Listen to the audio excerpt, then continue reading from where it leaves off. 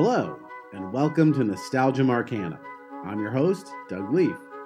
Each episode of this podcast, we'll look back on the movies, TV, games, people, and phenomena that we still love talking about all these years later, and ask ourselves why these bits of pop culture still enchant us today. This week, we'll be revisiting...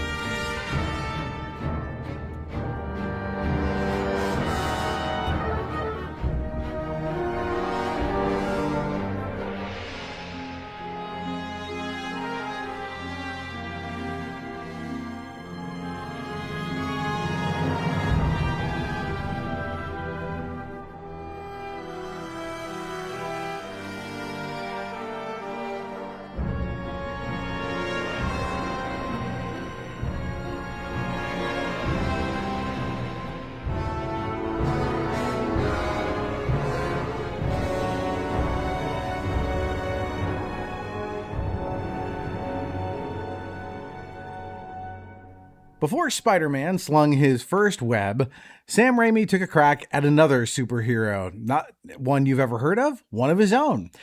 Today we are talking about Darkman, a film that lies kind of in between superhero media, horror movies, and just the truly gonzo world that only Sam Raimi can create. So I'm really glad we're back to be talking about Sam Raimi again after...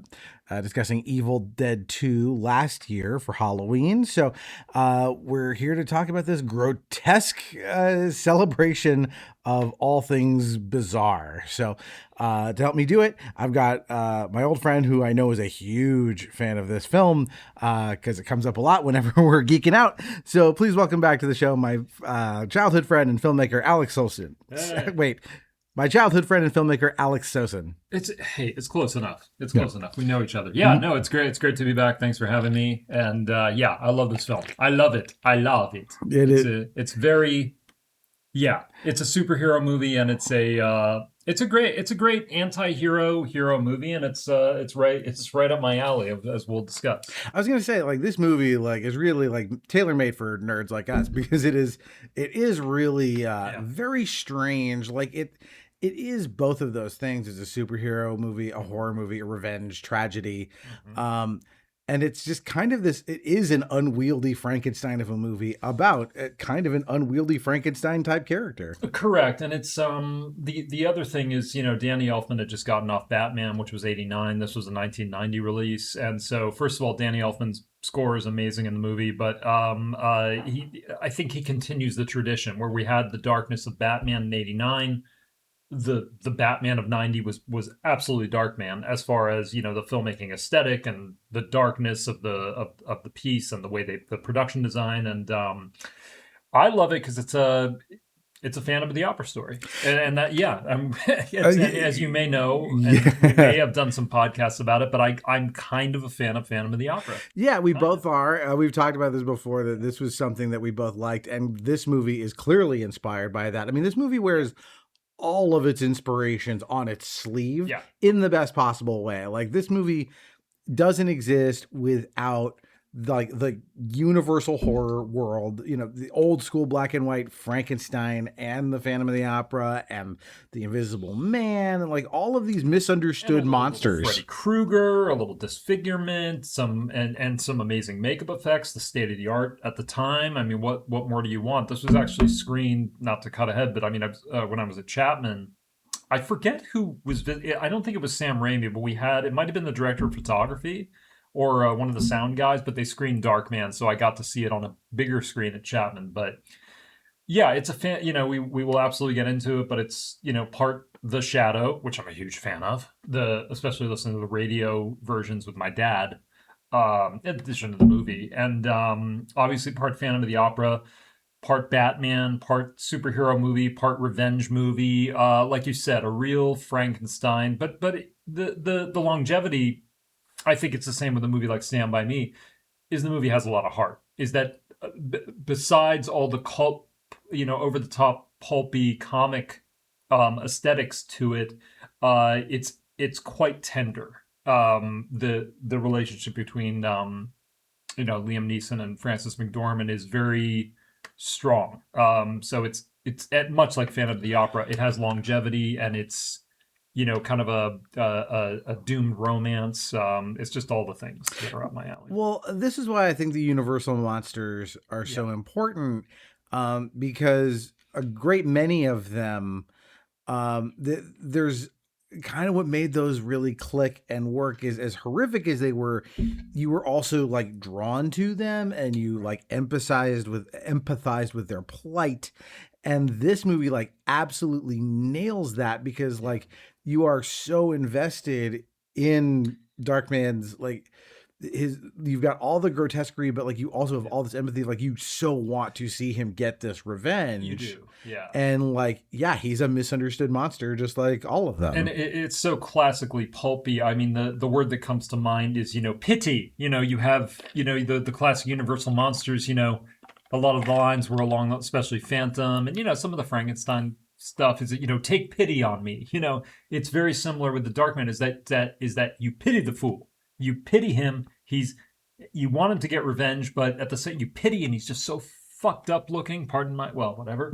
And yeah, it's one of my favorites. As you can see, I've collected a few things over the years, and I left the movie tie-in at home. I left the book at home, but I do have the comic book adaptation with his very sinister, ugly face, much uglier than it is in the movie. But I've got that here. I've got all that stuff. So. Big fan. Yeah, well, let's go back to the beginning as we always do. Tell me about your nostalgic memories of this film, because I feel like this is one that's I don't know if you saw it right after it came out, but I feel like this one's always been kind of around for you. It has. I mean, I was 10 years old. It was 1990. As with many movies that we've discussed, I mean, definitely I was influenced by trailers that came out in the theater and VHS. I did not see this movie in the theater. I mean, I was too young. When we were, I think it was 10. So what? We were out of TOW, or we were on our way to middle school. Middle school. And Darkman, for me, was kind of a childhood dare. Like, I dare you to watch it kind of deal. You get some of those darker movies. This was the latest cool movie especially when you're a kid. This was the cool movie that was out. And it's the kind of thing that I first heard about it was, I think the first time I ever heard anything about it, I was seeing something in 1990. I don't know what it was, Ninja Turtles or whatever, but I saw the trailer. So I think the first contact with Darkman was the trailer, which already was like, when you're a 10-year-old kid and you see him has a burn victim, and they destroyed everything he had and all I'm like, what the fuck is this? And already I was like, I don't know if I'm going to see that. But a year or so passed, and I saw the probably my first time seeing it was the VHS. Again, it was kind of a dare. Like, I had heard from other people who saw the movie in our grade or whatever. They were like, "Oh yeah, man, his face is all messed up." It's the stuff the kids talk about. His face was all messed up, and I dare you to see it, and blah blah blah. That was my first experience with Darkman, and finally I saw the movie, became a fan. At that time, as you know, I was really getting into makeup effects and how they did it. So because I was so into Phantom, I was pretty much into Phantom of the Opera at the time. So by the time we got to Darkman, for me, it was just another notch on the Phantom of the Opera belt. It was another, great movie in that sort of genre, and I fell in love with it and got magazines and the VHS, and that was it. Yeah, see, I definitely didn't see it at the time. I do remember, I mean, yes, again, still being a kid like you, was like into the macabre and the grotesquerie of it. Right. It was like, I was into this, but my parents definitely thought, hey, you're too young for this. It's got an R rating. And what I remember is a couple of things from, back then. One was, of course, the marketing campaign, which was all these posters that who is Darkman? Which, again, as a kid who this is coming right off of Batman. I'm like, okay, superhero stuff. I'm into this now. Hell yeah. So and the poster for this is awesome. The art for it is incredible. There's like purple and orange, flames and stuff with him in the middle. He's such a great, striking. He's on the skyscraper. He's on the construction area, right? I think so. And that's an amazing poster art. Yeah, it's exceptional poster art. Yeah. So I remember that, and I do remember telling my dad I wanted to see it. He had seen it somehow, because I remember him telling me kind of about what was in it. I remember talking about, they burned off most of his face, and he has to disguise himself, and he kind of gave me some of the very broad strokes. And I was like, okay. And then I kind of moved on because I didn't see it, and I didn't get around to actually watching it until much, much later in life. And I was like, yeah, you know what? I remember this being intriguing, and I never saw it, so let's give it a watch. And I did, and I really like this movie because it's one of those things that it's just a Sam Raimi thing. Nobody makes stuff like this. Gonzo. It's all over the top. And that's the thing, right? Because we'll talk about a lot of this, but one of the other tent poles of this, between the again, the horrific stuff, the revenge superhero stuff, is the comedy, and specifically that very Raimi taste in comedy. That's this madness as comedy that he does in some circus freak kind of thing, as they, a little bit of Batman. Well, there's a little bit of it in Batman. I mean, Tim Burton definitely dabbles. He likes the freaks too. Yeah. But Sam Raimi goes kind of the way he deals with insanity in this movie is the way that Ren and Stimpy would do it a couple of years later. Just lots of cackling and crazy, faces being pulled by people, and even more wild camera moves than usual and stuff. And there's kind of semi-animated sequences here. So all of the ways he shoves madness into the forefront. Yeah. He loves that stuff. It's like the cackling stuff in Evil Dead 2 when the cabin comes alive. Oh, yeah. You can feel this is still very much Raimi at the helm. And it's his story. It's his character. But it's also his tone. And this, you can't imagine this movie in anyone else's hands, because without that tone, it would not work nearly as well. I mean, I don't know if I'm little devil's advocate, but I feel like Burton could have pulled it off if he hadn't had Batman. He's probably the only one. He's the closest to Raimi for sure. Because Burton, like we just said, likes to sort of dance with the freaks, and everybody's sort of a freak, and we're all misunderstood, and there's a bit of the kind of the monster in all of us, and I think Burton had that down. But your Raimi was perfect to deliver his version of a pulpy comic book with, like you said, the over the top sequences and a lot of crazy camera push-ups and the madness and the laughter and all this, the inner monologue of Dr. Westlake. I will say before we get into it that when I was a kid, I think people like to mess with me a little to try to scare me. So I was given a little misinformation. I was told before I saw it, I'm like, so what happens to him in the beginning? I asked, and I forget who saw it, and it might have been multiple people. They do this to him, and they cut his fingers off and they dip him in acid. And it's no, they don't. I finally see the movie. Yeah, we'll talk about finger cutting, but it's not his fingers. We'll tell. Yeah, I mean, close, but no cigar. But no, it's I was fed a little misinformation to scare me a little more. But anyway, by the time I saw the movie, I was like, it's not bad. I mean, it was right up my alley, because again, I was in the Phantom, I was in the I think Evil Dead might have come a little bit later, but I think the first Raimi movie I ever saw was Darkman. I think it was the first Raimi movie. Wow. I think, probably for me, it must have been the first Spider-Man. I think it was probably the first Raimi movie I saw. Oh, is that right? Yeah, it was that late. Wow.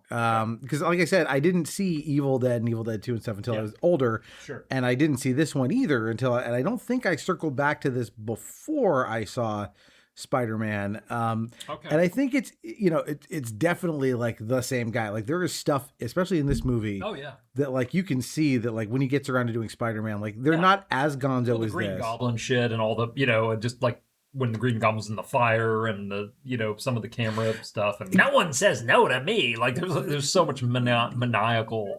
Yeah, and I think Stuff. especially in the second one, like Doctor Octopus owes a debt to this. Like Yeah, the he's got surgery scene and the fedora and the trench coat, the fedora and the yeah, his new yes, lab he has to make after his old lab goes kablooey. that Like is so true. there's lots of little things he So does dark, man. very much. And this movie, I mean, like mirrors like RoboCop. Like it's a fairly similar Yes, set of circumstances and RoboCop is ideas. one of my favorite movies. Is the idea of the man who's I think that's the reoccurring theme. There's something I love about that.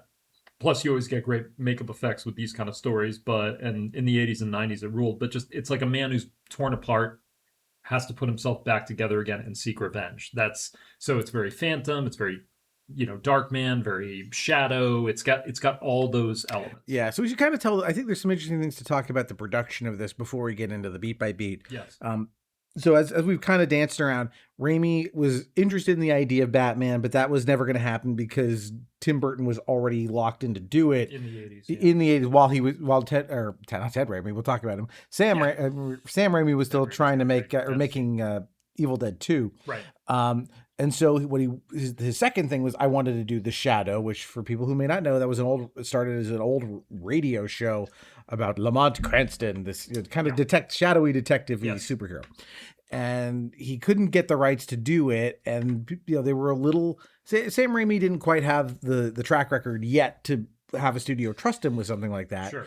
So he said, "Okay, I'll make my own." Yeah, he was a horror director. I mean, at that point, he was just a horror movie director. He didn't have the range, the versatility. He didn't have any of that yet. Yeah, and so he set about making this, and as we said, like the ingredients are there of Phantom of the Opera and Shadow and some of these other other Universal things, and he wanted to make it, of course, with his life partner Bruce Campbell, but just like Raimi, the studio was like, I don't know that we can hand it off to him as right because again, these were horror movie guys. These were guys who along with my former co-writer Scott Spiegel, I mean, those guys were all in the same group and they would make movies together. And I mean, Spiegel even cameos in this movie as like I think one of the dock workers in the beginning of the film.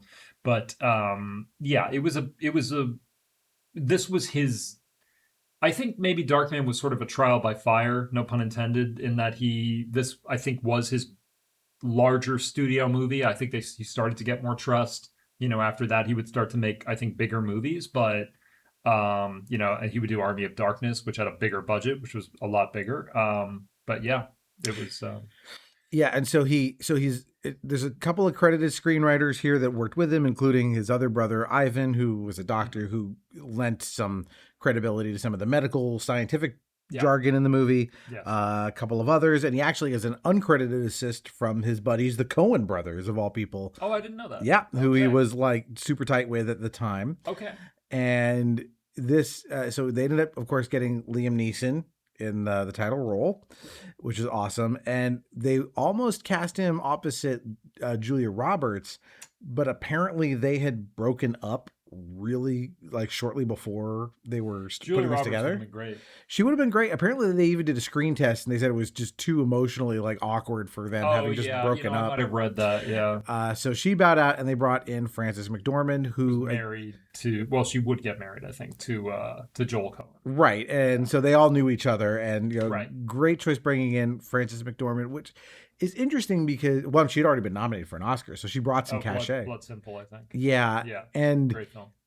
She, like, I saw somewhere in interviews, she said, like, yeah, I kind of thought the character would be kind of the bimbo in distress. No. And it's like, she is not that. She is a very capable attorney, like she's not, she isn't just some, dumb. She has, right. And she has ambition and she wants to do what she can, for her career. And she has those kind of ambitions. And the other thing is that she's not like, it's not like a gorgeous bimbo in distress. She seems like more of a real person. I think the attraction seems more real between Neeson and McDormand throughout the film. I mean, you totally buy it. You feel, but like by the end of the film, no spoilers, but you feel emotional. I mean, you definitely feel the emotion of what's been lost between them. So Absolutely, yeah. And then the other cast member to highlight here is Larry Drake. Oh, rest in peace.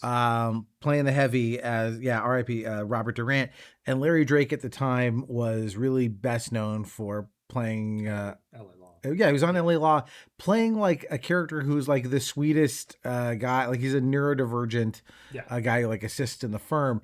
And again, like just the nicest, sweetest character you can imagine. So like really interesting to watch this guy play the heavy. It was from this on, they're like, all right, now this motherfucker is going to be Dr. Giggles. Like he was full on into horror movies. I mean, he even did the TV version of The Beast, which is based on Beast by Peter Benchley. He did the television. He played, the Quint-like character in that. Yeah, rest in peace. There were a couple guys that I never met Larry Drake, but I met one of his right-hand men who had passed away as well. So yeah, who was also in Evil Dead 2, Danny Hicks. He plays.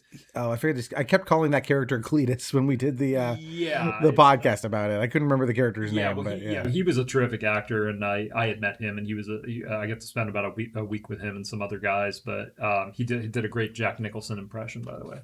But he had passed on, so a lot of those guys are gone now. It kind of bums me out. But Drake was. I mean, Drake as Robert G. Durant is absolutely terrifying and funny. It's got the darkest sense of humor. Yeah, it really does. Funny. He's not a funny character, but his demeanor is fairly funny. Again, this is like a tone that like a tonal tightrope that only Sam Raimi can walk his way. Correct. And then the editing of the film did not go smoothly. They struggled real hard. So they did a cut of the movie that was about 2 hours, and the test screening did not go well. And so they kept editing it. The first editor, David Stiven, had a literal nervous breakdown and had to leave the project. Holy shit. They re-edited it again with Bud Smith as an editor. He cut the film all the way down to 85 minutes without any input from Sam Raimi or producer Bob Tappert. Right. And then it scored even worse. And then they kept, every time they edited it, it kept coming back worse. And so literal Frankenstein. Well, and then what happened was Tappert and another editor, Bob Morawski, Morawski? He might have been the one at Chapman, but I can't remember. And he would later collaborate with Sam Raimi on some later films. I forget which one, but at least I think Spider-Man 2 and 3. Sure. I could be wrong, but at least one of the other Spider-Man movies. Sure. But so they added 9 minutes back into the movie to try and get it closer to what the original vision was like. Still without Sam Raimi though, involved in that. And then they were able to kind of like sneakily get the approval because they locked it. They put the score to it, and they were like 48 hours. Like they were already like generating like prints of it like 48 hours before release. That's called wet prints. So that means with the same thing happened with Die Hard 2, coincidentally 1990, where the film is finished right at the last second before it's released. So that's a wet print. And because they kind of had done it in secret, when the studio was like, "Wait, you can't do that," they were like, "Too late. It's done. You can't stop it now. It's over. Yeah, it's over." And that was the one that went to the theater and ended up being a success. They got it to 90 minutes or something like that. Yeah, it's just over 95 minutes. Movie. Yeah, it's not a very long. I mean, it moves quick. The movie definitely moves quick. And again, going to a Frankenstein thing, like the fact that this thing it was edited this way and turned out as well as it did is kind of a miracle. It's it's a pulpy comic B movie with a great revenge plot and a great main character. It's a great superhero movie. Yep, but I'm saying this edit is like cohesive. Like I mean, release the Raimi cut or whatever. I would love to see the longer version of it. But I mean, late we can get into it. But I mean, later, like when she visits him, like right before one of the final assaults, you can kind of like it's almost like, oh, we're at the ending now. But it turned out very well. Yeah, it turned out very well. Well, let's get into this. Sure. We have to get into it too. Let's do it. Let's do it. All right. So we get some titles over this mist, which what's notable about it is they do it almost like a Rorschach test where they have it mirrored on the left and right, which is kind of neat. And we get this cold open where we've got this character named Eddie Black, this tall, kind of intimidating and very kind of suave, charismatic guy down at the docks. And he's making an angry call about something or other. Yeah, you don't even get the opening title hasn't happened yet. It's like one credit with the interesting background, and it goes right into Eddie. Oh yeah, this is good shit. Yeah, this is a great opening. So This is an amazing opening. yeah, so he's on some kind of a phone call about general shit's going down. We don't really get all the details. It doesn't matter, but fuck you. But all of these cars descend on this warehouse. Yep. And these guys get out, including Larry Drake, Robert Durant, and his crew of goons. They're frisked. They're seemingly robbed of all of their weapons, of which there are a lot. This is the first key that this is going to be an over the top kind of experience. Oh yeah, because when they frisk them and take their weapons out, it's like Police Academy or the Naked Gun. They don't everything falls out. Yeah, that's what I'm saying. They don't like take the gun and like put it somewhere. Like you watch these things all just clatter to the ground. Yeah. And Durant already looks pissed off and annoyed, and I just love the look of Larry Drake when he first shows up. It's fantastic. Yeah, and well, he's intimidating. Like he's tall, and he's kind of beefy. You know, so he's not quite like the Kingpin, like Marvel's Kingpin, but a little bit of that. Well, actually, that's funny you mentioned that because I would say he has the same like aura. He's he's a tough. He's like a bear. You know, he's a tough mofo. You know, he can take a dude down. Yeah. So they have this big tete-a-tete inside the warehouse, you know, gang versus gang. And music by Danny Elfman. Oh, it's so good. Dun, dun, dun, dun. You know. And so Eddie's men have all of Durant's men at gunpoint, you know, seemingly surrounded. And they have...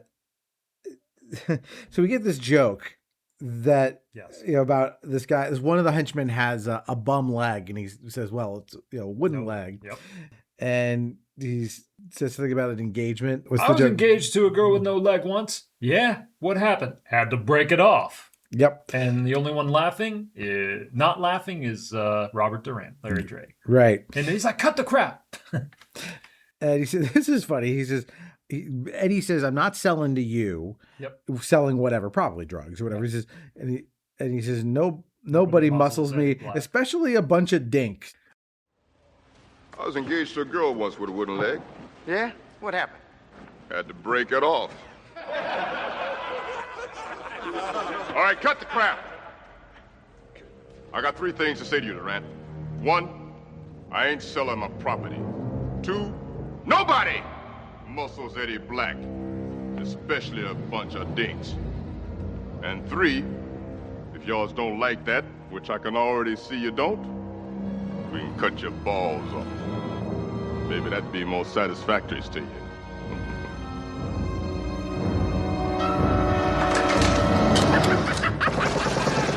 I've never heard that term before. But it's very, you know, it has a similarity also a little bit to Dick Tracy, also scored by Elfman. Mm-hmm. It has these over-the-top, larger-than-life comic book characters. Of course, in Dick Tracy, they're true living comic book characters with amazing makeup. These guys are... They're close. They're close, it sets the tone perfectly, which is I think something Darkman needs, because Darkman has a lot of rated R material. But what I like about this movie is, in its own way, it's not too over the top. They let you know you're essentially watching a cartoon. It's heightened. It's heightened, so it's good when you're like a 10-year-old kid such as myself diving into this. You know, I wasn't exactly watching like Girl with the Dragon Tattoo or some shit. Yeah, but this isn't going to quite go where that film goes, but it gets pretty violent quickly because, because after this kind of standoff, you remember what he says? Because the thing that sets him off, he says, he presents the deal, Eddie Black, and he says, and if you guys, and the music is building, is like, if you guys don't like it, which I can already see that you don't, we'll cut your balls off. Perhaps that'll be more satisfactory to you. Yep. So one of the goons goes up to the goon with the wooden leg and yanks the wooden leg away to reveal that it's not just a wooden leg, it's also a Tommy gun. Fantastic. And laughing like a maniac. Yeah, all this laughter as he's just spraying the Tommy gun around and just ventilating all of these guys and somewhere Durant has a gun that was not pulled off of him during the frisking. Not sure where he got it from. But or maybe he keistered it. And then Eddie's like, take him down. Of course, you got these cars that are just waiting in these boxes for a situation like this. Say they don't like the plan, which kind of made me laugh. But it's like, Eddie was like, all right, so if they don't like the plan, I need you guys to come out of these boxes in the cars and start shooting spontaneously, which starts happening. They have these big shipping crates, Alex is describing. Yeah, and so cars come bursting out of these shipping crates, like, again, guns blazing. What an opening. I mean, Jesus Christ, what an opening, especially when you're a kid watching this like I was. And so as this winds down, basically all of Eddie Black's goons are dead. And Durant's men are, I guess they're all Imperial stormtroopers or whatever. They hit nothing. The late Danny Hooks is still hopping until somebody, because he's only got one leg, so he's hopping until somebody supports him. Right.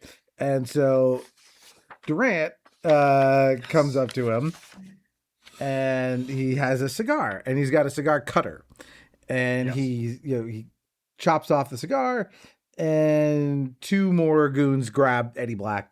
And Durant says, well, I'm going to make some points here. Let's consider my points. One by one. One by one.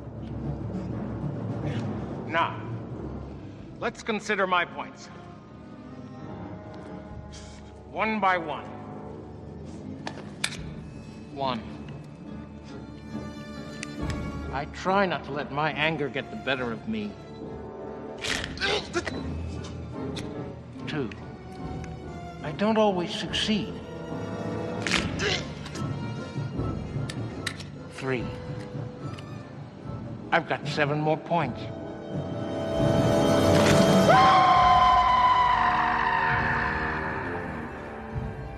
And as he counts them off, he cuts off one of Eddie's fingers. He's like, 1. I try not to let my anger get the better of me. And then snip. He's like, oh. 2. I don't always succeed. Snip. Next finger, and I think the last week goes 3. I've got 7 more points. And then snip, and then Eddie screams, and we come to the opening title sequence, which is phenomenal. Yeah, it's more of the mist, but with the echo of Eddie's scream goes into it. The echo of Eddie's scream, you get flashes of things we'll see in the movie, mostly of like kind of Darkman. Yeah, poorly, like it's not blurry exactly, but you don't get a great look. It's the Darkman version of an opening James Bond song. Yeah. It's cool. All right, so we go from this to an eye, which we'll see is the eye of Dr. Peyton Westlake. It's not the eye of the tiger? It is not, but it's got the thrill of the fight. And we watch Dr. Westlake in his lab, and we see what he's working on, which is this machine that will 3D print a piece of synthetic skin. In this case, it comes up as a hologram showing like a nose, and then they print the nose, and you watch him and his assistant Yakatito, I think is his name. Yeah, I think it is Yakatito.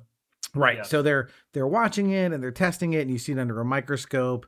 And unfortunately, when at 99 minutes, it completely disintegrates. Fragmentation time, and then So they've been at this for a long time. Right. Trying to succeed with this skin formula. Right. No matter what they do, after 99 minutes, it breaks down.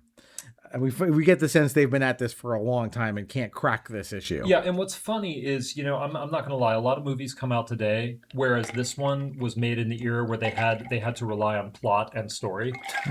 So, like, already we've got a cool plot that he can't get the skin to work, and already as an audience member, we're going to be hooked. You take it for granted now, but I mean, it's like back then. I mean, everything we've talked about the plot was always central, and this is no exception. It had a really cool plot. And given that they're doing this on a budget of $8 million or so, it wasn't that big budget. No, in 1990. But man, they spent it well because no expense.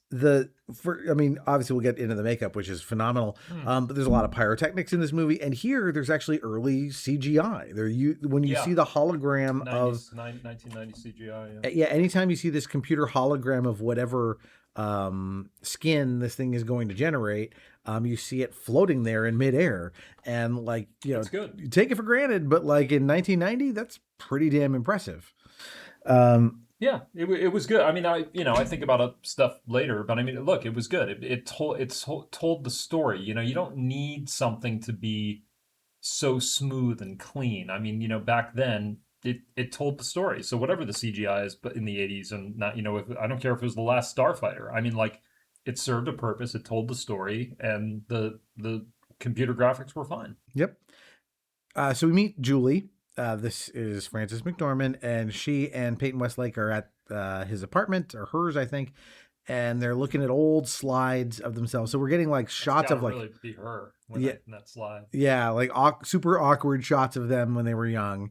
Yeah. They're reminiscing and they're kissing, and then we go to the following morning, and she's on the phone to somebody. We're not sure what, and she's got this Belisarius memorandum.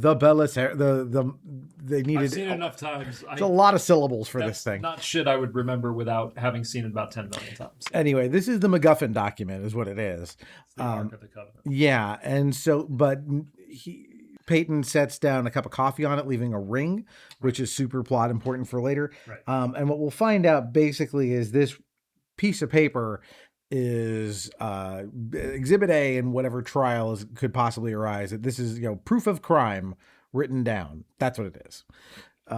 Yeah, I mean it's going to become a death warrant, but it's a great little piece of plot right there. Yep. And so there's some more flirting about it, and he kind of chases her into the street. Where they're, he's kind of talking about, we should get married. We already spend so much time they live together. Like a Chinese restaurant or something. I always love the production design here. There are some similarities to The Fly, I find, with kind of how cooped up they are in that particular spot. There's a little fly going on there, just with the production design.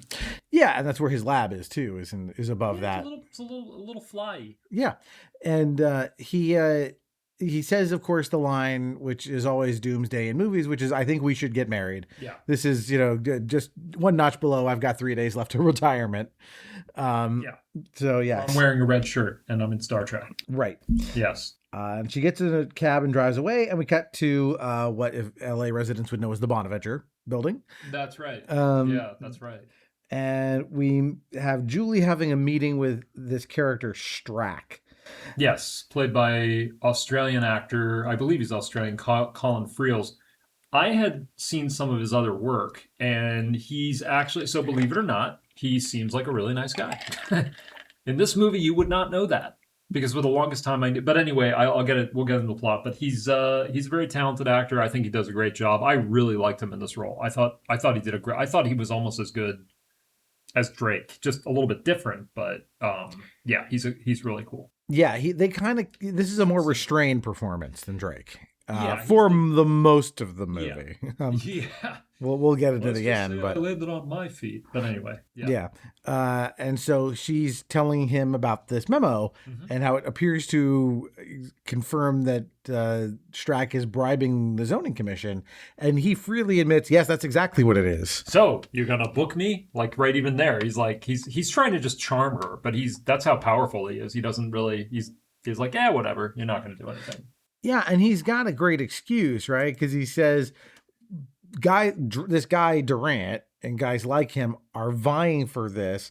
And so if I have to commit the minor sin of bribing the zoning commission so I can build my shining utopia of a city, again, right. RoboCop, right. If I can build this glass thing that I want to build, it's worth City. It. Yeah. It's Delta City. Yeah. Delta City.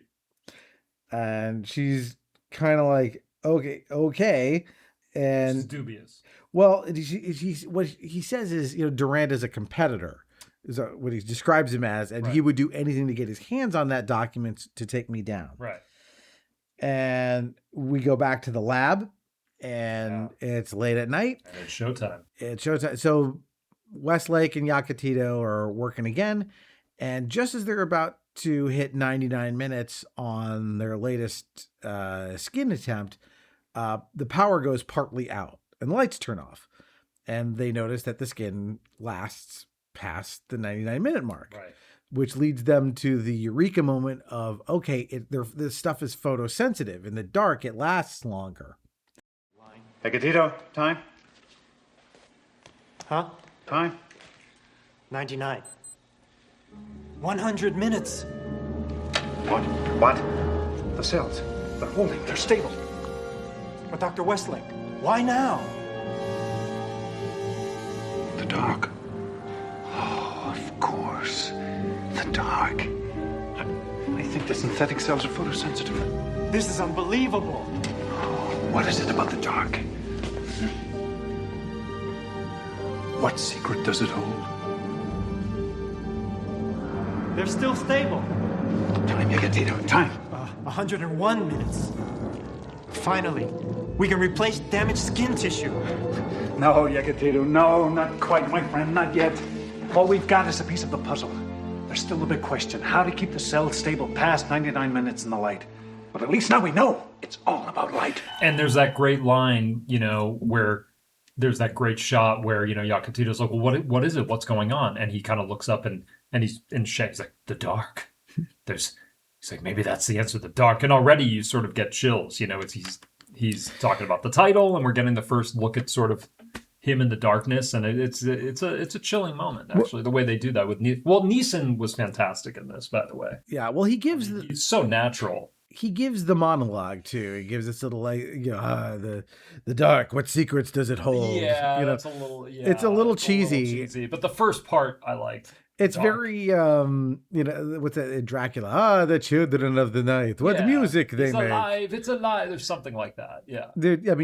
Once they're kind of drawing on this stuff and it's meant to be this kind of pulpy, you accept it. If you're shy away from it. Yeah, if you don't vibe with what Raimi's tone is, it doesn't work. It's really leaden and weird. You're not gonna like it. Yeah. No, but so as long as you're meeting the movie on its wavelength, it works perfectly. And unfortunately, they are the phone rings and the goons are just there, and along with Durant. Yep. And we get into our the monster disfigurement scene, like this movie's version of that kind of classic trope. Yeah, so they grill him for where's the memorandum, and he doesn't know what it is. And he doesn't. So Julie's been briefed, but he doesn't know, and they proceed to beat the living shit out of him. Well, first they take care of Yakatito, which is real sad. He says, he can't. They put a bag over his head. They say, "Give him air." He's like, "You heard the man. Ventilate him." And they gave him air, all right. They blow his head off. No foolish heroics, if you please. We've come only for documents. Tell us where to find the Belisarius memorandum, and we shall disappear, like a nightmare before the breaking day. I don't know what you're talking about. Unfortunate. What memorandum? No, please.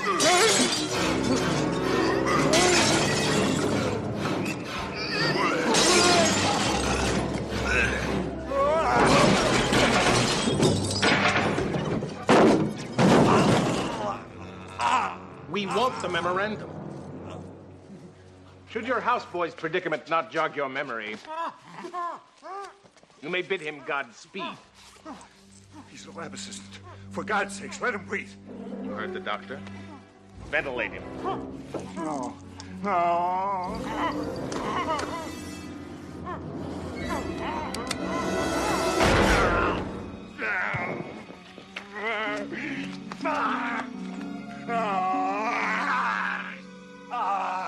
Yeah, and like the moaning and stuff that Liam Neeson does then. It's well, he's I mean, come on, the guy is.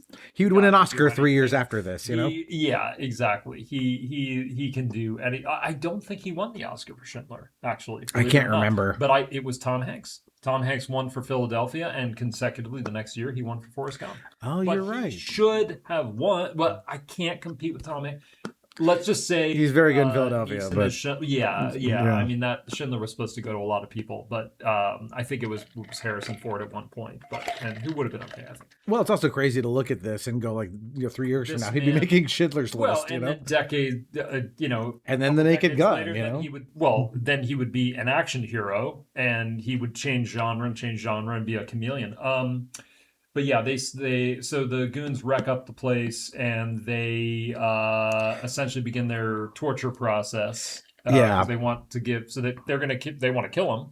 Well, the first thing, after like smashing a lot of the lab equipment and stuff and destroying his work, which is going to be a problem. Yes. There's this, like, I don't even know what this is. There's this vat of like pink goo, and we can assume it's some kind of some kind of acid or something. But on the side of it, on the side of this vat of goo, there's these two like cylinders with like metal around them, and they make Westlake put his hands on them, which completes a circuit. I guess he gets electrocuted to the point where his hands yeah, you watch his hands like, completely fucked up. Yeah, I don't. That's Sizzle. very Raimi His kind of hands gore. get grilled. His hands get grilled. I mean, this is one of the nastiest parts in the movie. His hands get grilled, and then as they keep dunking his head in the... I mean, this is so over the top. This actually reminds me of some of the violence in, like, The Toxic Avenger. I don't know if you ever saw it, but... Similar thing. The trauma. I mean, they get, like... Here is the interesting part looking back, is Raimi goes all in. Like, he didn't show Yakatito, you hear the gunshot...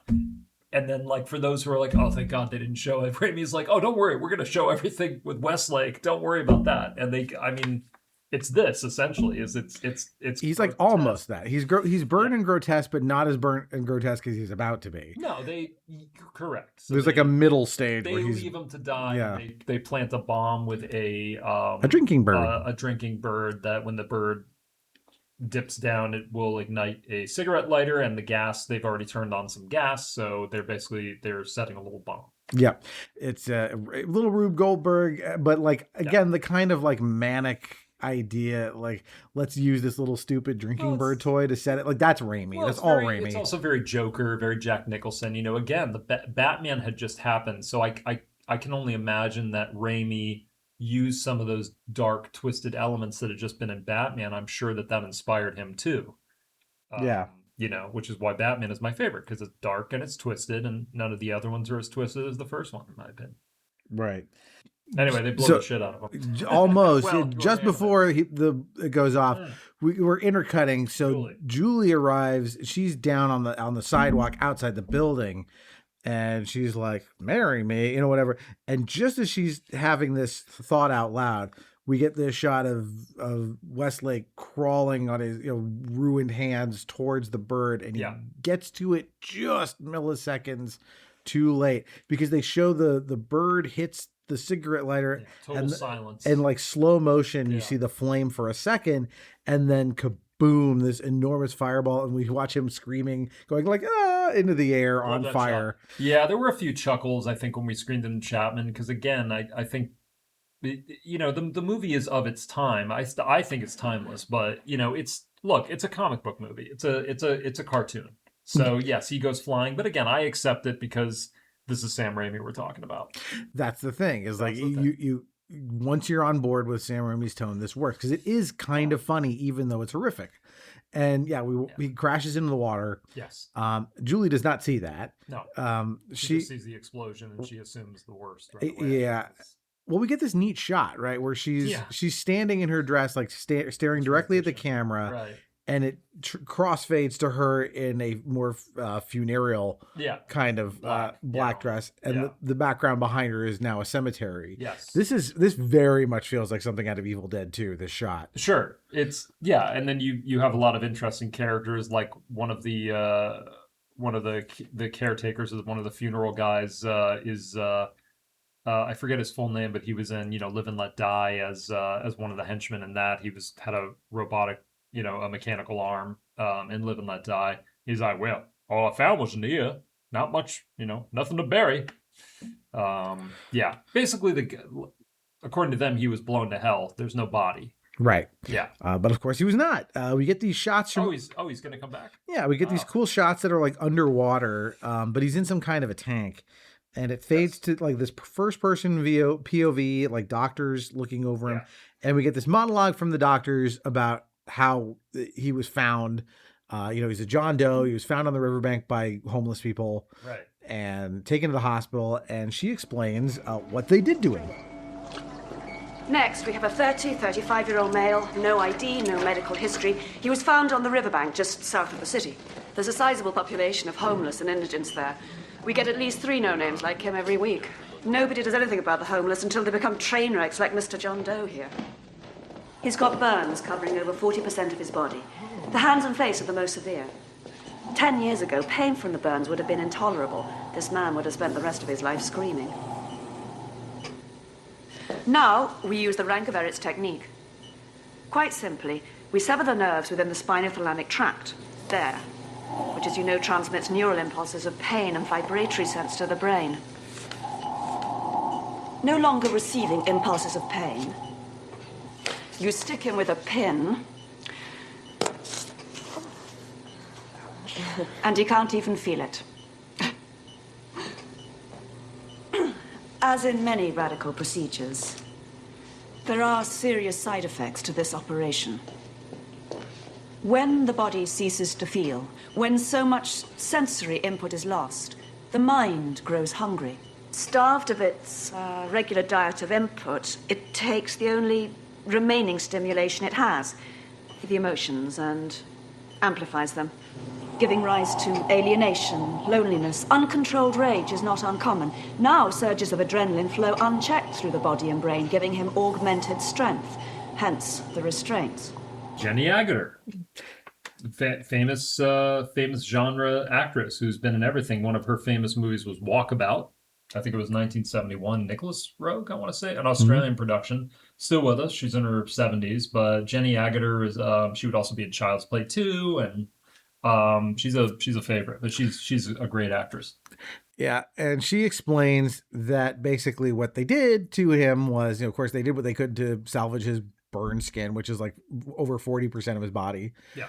And they have given him a procedure that essentially makes it so he can't feel pain anymore. You stick him with this pin, and he can't even feel it, and they're very happy about it. Yeah, they've got him on this, like, he's unconscious, and he's... It's not quite a rotisserie. No, yeah. He's not a rotisserie. He's not kind of like a happy, well, he's on the kind of thing that you would like throw knives at somebody, is what it is. Yeah, he's like what's it, the Vitruvian Man, the Leonardo da Vinci, picture, like the man with his arms out. It's like a medical diagram, sort of, that yeah. Why he's rotating, I don't know. He's on a rotisserie because he is Kentucky Fried Grilled Man, which was the original title for the sure, of course. Now he's very grilled. Yeah, you don't see him; he's covered in bandages. Yeah. But she explains that the side effect of doing this to him is that because he doesn't feel pain anymore, his brain will be kind of thirsty for input from other places, and kind of thereby amplify his emotions. Yes. And it means he'll have a harder time controlling his adrenaline and impulses and rage. Yes, aka he will suffer from severe Sam Raimi-esque dream sequences and crazy camera work like only Sam Raimi can do. And poor impulse control. Yes. Well, but also we'll get to the elephant. But also super strength. The elephant in the room, but that's later. Right. Yeah. So because he's being flooded with adrenaline and can't feel pain, he will be more strong than he otherwise would be. Now, I remember, now that it's like I'm watching the movie in my head. I remember that the delivery of the line that he's also. I wish the delivery was better because this is a big chunk of exposition here, and I've seen great exposition and I've seen not so great exposition. Great exposition would be like Raiders of the Lost Ark, and that scene has been studied, talking about the Ark of the Covenant and in that one room with the top men. The top men. That's brilliant exposition. Mm-hmm. This kind of exposition. Again, it's a comic book, but just when she's talking, she's like, "Oh, and by the way, this newfound thing will lead, could lead to like spells of rage," and it just seems like it was written because that's what he has to do. But like, I don't know, it didn't work for me, but it doesn't matter. I think it gets a C. It's satisfactory. It's not bad. It's a comic. It's not bad, but it's just funny the way she's. I mean, Jenny Agutter had a big monologue. That's all I'll say about that. Well, and it's important to note who she's monologuing to, because again, Sam Raimi is one of the surgeons there with a mask on. Yeah.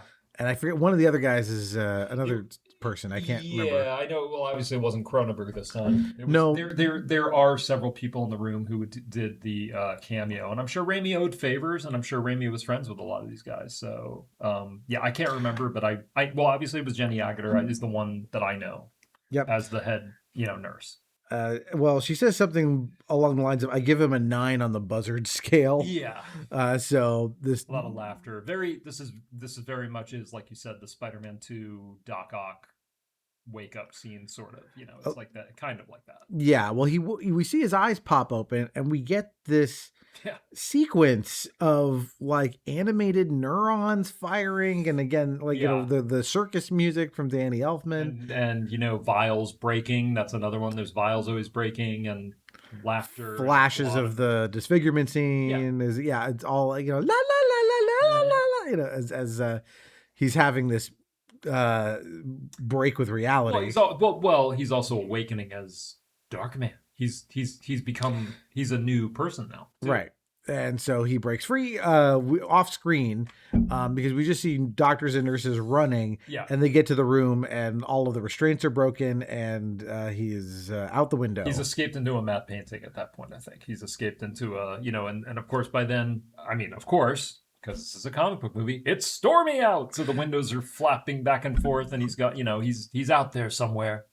Yeah. A creature among the night. Well, and that's what we get, right? This amazing shot of him in an alleyway in just like torrential downpour rain. And that Danny Elfman music is flowing. It's full on, gothic, macabre, kind of the circus freak. Very, very Batman. Elfman definitely was riding his Batman success. Yeah. And again, Phantom, like you're getting a lot of organ in the score here. Yeah. That's why it's one of my favorites. Yeah. And he grabs a hat and a trench coat from a dumpster. Of course. And he sees Julie across the street and tries to go up to her and say like, "It's me."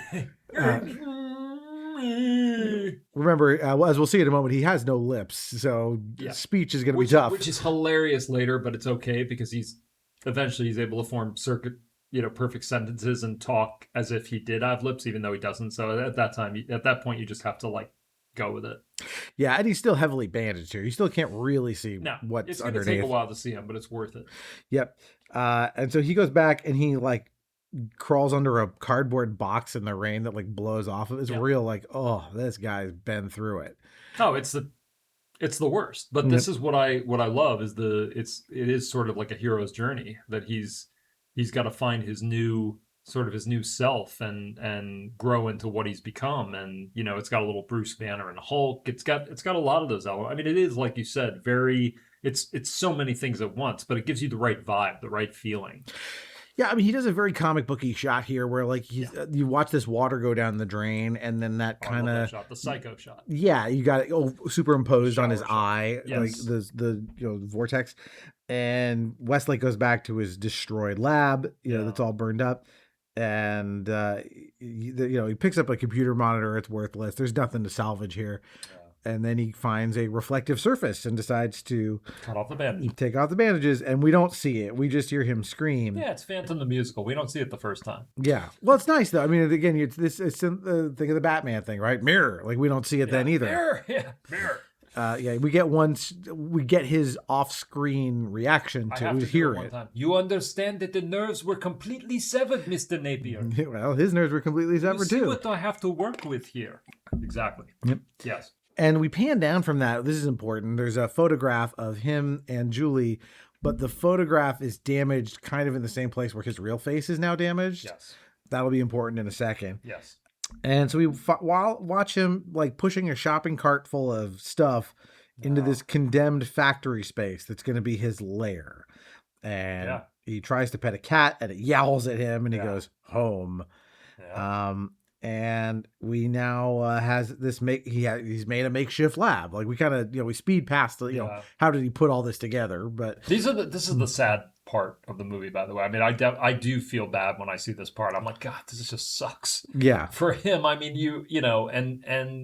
the reason it sucks is because of Liam Neeson's acting. There's no way around it. It's the music and the editing, but I would not feel as bad as I did if Neeson hadn't turned in the performance that he did. And it's all thanks to really, it's his voice and his physicality because you can't see his face. He'll later we'll see his ruined face, but this is now under bandages. So he doesn't have all of the tools that an actor normally has. And he's able to get across just, the devastation of this, that his whole life has been ruined. Yeah. Pity and all those things that make the Phantom of the Opera so amazing. But he has a working version of his skin lab. Yes. And he puts the photo of himself into it to say, digitize my face. And it can't because part of his face is missing in the photo. Yeah. And again, a little bit of the fly here with the Brundle fly. Computer can't do this. And it has kind of similarities to that as well. It's kind of a similar plot theme. It's sort of a technology plot as well. Yeah. And so, but he has the idea of why don't I just, take the good left half of my face and just mirror it to the right side of my face, and that'll solve the missing face problem. And the computer says, great, I can do that. It'll take 571 hours, because computers in 1990 weren't what they are today. No. And it was, he's got to wait, but he's got work to do in the meantime. But yes. Yeah, exactly. He says, well, time waits for no man, right? That's right. So we get this montage of him trying to perfect the skin, and just, nothing. It's still bupkis at 99. I guess we have to assume, though, it still works better in the dark, but it's still not permanent, even in the dark. No, it's not permanent. Well, that's the problem. And I did actually watch Darkman 2 and 3 and enjoyed them for what it's worth, with Arnold Vosloo. Mm-hmm. And he like throughout the whole thing, I think only in the third one, does he finally solve the problem. I can't remember, but yeah, it's an ongoing thing that the skin just does not work for a long period of time. Well, and I think that's a good plot contrivance, right? Because otherwise he could do it forever. Right. Well, his disguise will break. So it's like the dark version, Clark Kent eventually has to become Superman, but only like the macabre version. Well, it's the same reason as a plot contrivance. He never goes in for like conventional skin grafts, which could probably improve his condition somewhat. A real person with this level of burn, like, you probably die from infections with all that exposed. Man. Well, it's willing suspension. Of course. But remember, he's the movie has to happen, right? He's superhuman at this point. Yeah. Is what it is. So he's essentially, he's superhuman. Well, he gets that moment of like, my hands, they took my hands. It's so good. It makes me sad when I see it.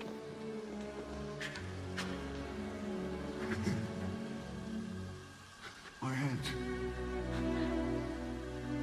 They took my hands.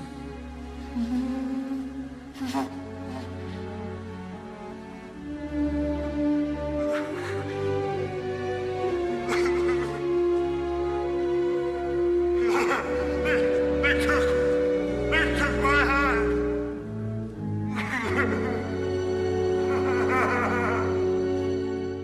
Well, because he lights his hand on fire and doesn't even notice it at first because he doesn't feel any pain. Yeah. It's like, it's so, that is, yeah. They took my hands. Trying to see it right here. But anyway, yeah.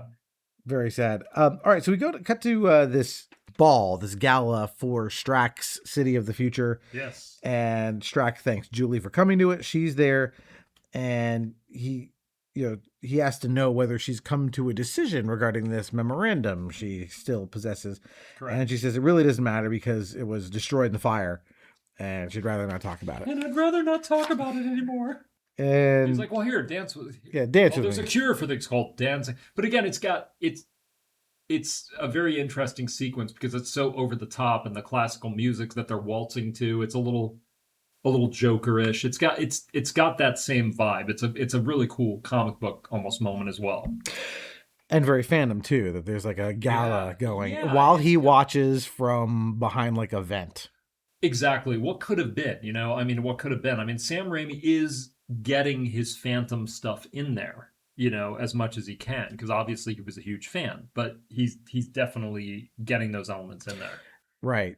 Well, Strack is not the only one that Darkman is watching. He's looking and he sees Durant talking to one of his goons, played by Ted Raimi, stalwart member of all of Sam's movies. Yeah. Did all the Spider-Mans, obviously played, one of the Evil Deadites in Evil Dead 2. And he's always there working with his brother. Yep. And so we get this flash of recognition as Darkman realizes, this is one of the guys who was there that night. It's very pissed off. Mm-hmm. Very pissed off. And so this is awesome. So it's one of the best deaths in the film. Yeah, I forget what this goon's name is. Smiley or something. No, one of the other guys is Smiley. Yeah, Smiley I think is the big guy. Or is this Rich? Is that what his name is? I don't know. Maybe Rick. Yeah, Rick. Rick. Okay, yeah. So Rick. Oh yeah, very good, Rick. Clean to the brain, just the way I like it. Yep. Yeah. So Rick goes into an alley and is confronted by Darkman. And the next thing we know, we're just below a manhole cover as Darkman is holding him under the water and interrogating him. And it turns out that Rick doesn't actually really know very much of value. Whoa! His name's Robert G. Durant! I told you when I make the pickup! No! Again! Don't! I told you everything! I know, Rick. I know you did. But let's pretend you didn't.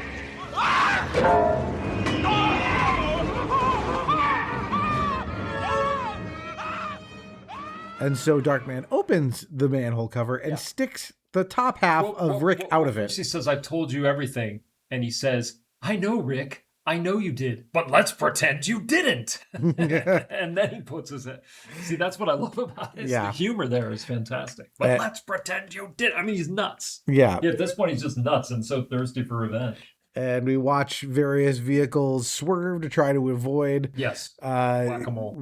That's exactly it. He's sticking out like a whack-a-mole, and unfortunately, he can't really dodge or do anything, and his luck runs out as a semi.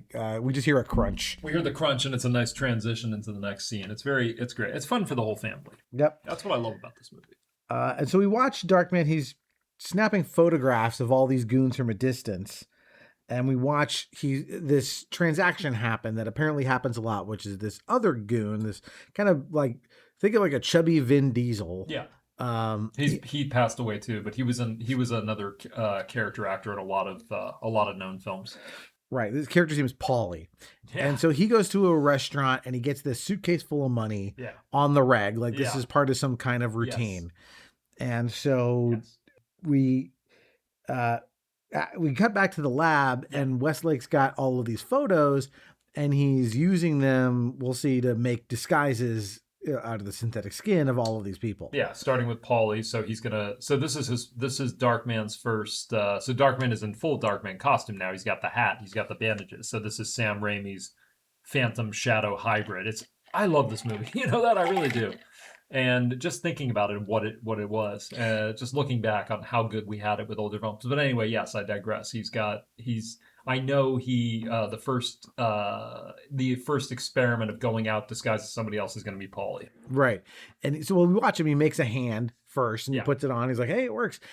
There's a neat shot of him typing. Yeah. And so on the left is Liam Neeson's real seemingly unburned hand, because this is the one with the fake skin on it. Yes. And then the burned hand is stop motion. It's stop, and you know what? I like it. It looks great. I like the stop motion hand. I was gonna say the makeup effects we'll get into it, but yeah, man, Tony Gardner and his assistant and Chet Zar, those guys. This was a great makeup job. This was a great makeup job. Oh yeah, and I mean the inspiration. We can talk about the makeup now. Sure. The idea was, we both read that article, which was like, he liked the idea of the skull with the human eyes in it. That was the poster for Evil Dead 2. Right. And he said, let's make that. Was actually Bruce Campbell's eyes, by the way. Yeah. Yeah. And so they said, let's make that. And they're like, it looks a little too goofy as just a skull. Yeah. And this led to we got, which is like, he's got good skin on like the upper left quadrant of his face. Yeah. Even that's still pretty pale and bad looking, kind of, think Darth Vader in Return of the Jedi, kind of gray. It's a little RoboCop too. Yeah. And the reason it's like RoboCop is there's not much skin left. There's not much of him left. There's like when Peter Weller, when he takes off the mask, it's just his face and everything else has become a machine. It's the same thing with this. There's enough semblance of the human, and I think Neeson, when I read some of the articles, and I have some of them here, but I think he had a little bit of his own skin showing. Like just a little bit, and everything else was hours of prosthetic work. Yeah, well, he was training to be a boxer in another movie. Yeah. So he would get up at like 3 a.m. to do all his physical training, and then go and spend like 5 hours getting the Darkman makeup put on. His nose had been broken. I mean, that's Liam Neeson's signature face. He had boxed. Yeah. By the way. So yeah. And one interesting thing about the makeup is so obviously that part of his face is supposed to be there while the rest of the skin is mostly missing and burned. Right. They couldn't cut away at Liam Neeson's real face. So the trick is, of course, you make him thicker in that quadrant so you can put the makeup in the other 3 quadrants. It's like Terminator. But that made a different problem, which was now his head is slightly disproportionately large. Yes. And so that helps with like the cloak and everything to kind of conceal that. Also his hands, right? They don't want him to look like he has these giant Hulk hands because of all the makeup on those. And so it's really interesting to hear how they kind of had to play with proportions to make sure he didn't look, goofy in that way. Well, because you don't want to pile it on. I mean, I think this is something that you have to make him look burned away. You have to make it look like it's going in, not out, and that's kind of what I know. Stan Winston, it was the same thing with the Terminator and Terminator 2. What makes those movies so special is that they did the perfect art of making it look like there wasn't an extra layer. But looking at the picture right now, I think they did a superb job, and this is an amazing Phantom of the Opera piece as far as I'm concerned. And I'm looking at a picture of him, and I'm looking at another Phantom of the Opera makeup from another movie, and yeah, man, they knew how to do it in the 80s and 90s. I mean, these were the guys. It was a different studio for Evil Dead 2, but these guys were top of the line. And like I said, Tony Gardner, he's still working today, and he did The Blob, which is one of my favorite 80s remakes of the original, and he's a fantastic makeup artist.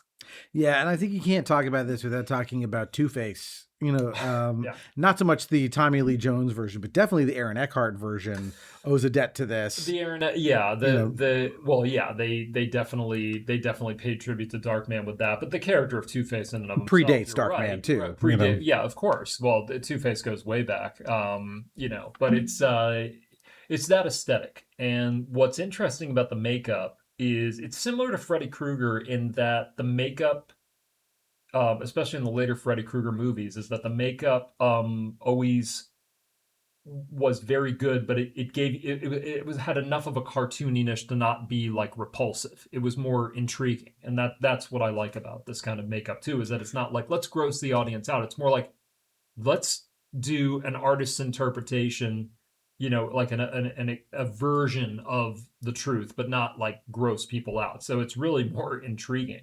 Yeah, it's definitely something that's hard to look away from, as gross as it is, right? Yeah, but it's just fantastic makeup. Yep. I mean, Jesus Christ. And he's the hero of the movie. That's another thing, is you rarely get a hero in a movie who's like all disfigured like that. That's one of the other reasons, is that he's other than the Toxic Avenger, the first superhero from New Jersey who's repulsive looking. I mean, you got this guy in the hat and the cloak, and it's like he's the fucking Phantom of the Opera. It's fantastic. Yep. What more do you want?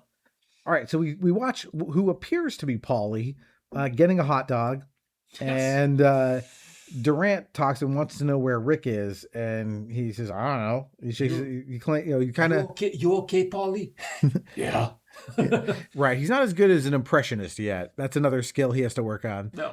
So he says very little as Paulie, as much as possible. He tries to convey everything with body language, but he goes in and he gets a briefcase full of cash, and then meanwhile, what we see is Paulie's in bed before this. Yeah, and I skipped this. So Darkman chloroforms him. Yes, we forgot. Yes, and then he goes out as Paulie with the makeup, with the disguise, and they do. I remember now. I know we kind of like that. There were some shots of Paulie sleeping, subdued, and you've got it's kind of a two shot of the same actor, so you get kind of split screen or whatever with Darkman getting ready as Paulie. Was great stuff. Yeah, and he's like checking, like making sure he's got the details right. Like he's got this like tattoo on his head, and that's the other thing, is they really did a good job of making you believe that he's, even though it's an actor, like that he is wearing a mask, just the details and the sound effects, and kind of adjusting the rubber or whatever. Yeah, those are really good sound effects. So obviously it's the same actor, of course. It's not Liam Neeson with a mask,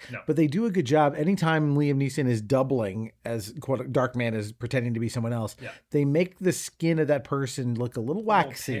It's just enough to let you know like it's a mask. Something's it's not off. him. Yeah, something's off a little bit. Yeah. Well, the other thing he does is he drops 2 airline tickets into a bag nearby the sleeping Paulie. I can't wait for the next scene. Yeah. Yep. This part cracks me up. And so he gets the briefcase full of cash in the restaurant. He leaves, and then the real Paulie wakes up. Just a bunch of goons burst in. Yeah. And he says, "Oh God, I must have overslept and missed the pickup." And they're Durant. like, Durant is there.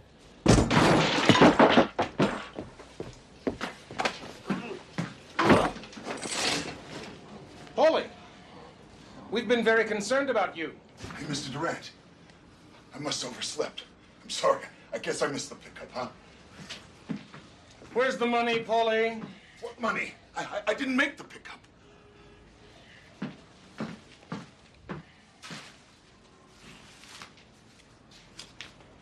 Real. In First class, how delightful. And another one for Rick. Well, that explains his disappearance. Hey, I don't know nothing about that. Where is the money, Paulie? What money? I swear to God, Mr. Durant, I didn't make the pickup. I've been right here sleeping. Jesus, I swear to God. But I don't even know how I got dressed. Well, Paulie.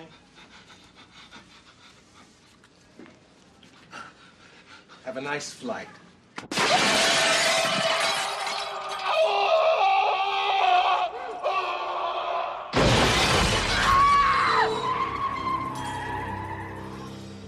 Right, Durant's there, and he's like, "Where's my fucking money?" Where's the And he's money, like, Paulie? "I don't have any idea what you're talking about." Yeah. And then he realizes he's wearing like a suit or I a don't jacket, even know how I got dressed. Like he's completely like, what the fuck happened? and then And it says, Durant. "Oh, tickets. And then he First class. first class, one ticket for him and one ticket for Rick. That's the Ted Raimi character who just got killed. Right. So he says, "Oh well, Paulie, why don't you have a nice flight?" Well, Paulie, have a nice flight. Smash cut to getting shoved out a window and falling to his death. An extremely impressive stunt because That was fantastic. because that's a stunt man. you can tell it's a stuntman because it's not a mannequin; it's moving. Yeah. And like the shot tracks for a long time. So this guy really did fall out of a The fact that window. They got the actor to do that. No, I'm just kidding. Hey, they got a stuntman to do it. Like jump out of a window and fall, obviously safely, but a good long distance. Yeah, and the next part is an example of great Sam Raimi comedy as Paulie's body smashes into a car and he's dead. There is a woman who hysterically screams. She sees the body, and then she looks over and sees Darkman as Paulie looking at the body of the real Paulie, and she looks at him and she thinks she's seeing double, and she starts freaking out. At which time his skin starts to bubble because his time is up. So it's just a lot of cool, awesome things going on at once. His skin is bubbling. So now she sees a man whose skin is bubbling because Darkman's fake skin is starting to Degrade, disintegrate, or Yeah. dissolve. Yeah, it's a So really he's got to go. it's a really great bit of comedy, and like Perfect. Yep, it's all the timing of like from the crash to the woman screaming to then she turns around to see him, and like it's all perfect. It's perfect. Yeah. Yep. So he hauls off, and we get this amazing shot of Darkman perched between two gargoyles. It's the Batman shot. Of course. And then what have I become? What have I become? Mm-hmm.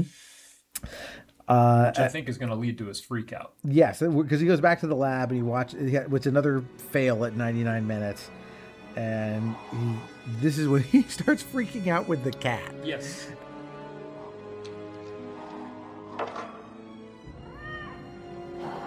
What? Where am I? Where am I? Some kind of a circus freak? Is that it? Is that it? Some kind of a freak? Maybe I should be wearing a funny little hat. Do you like it? Yeah? Yeah? See the dancing freak. Pay $5 to see the dancing freak. Only $5. 2, 3, the dancing freak. $5.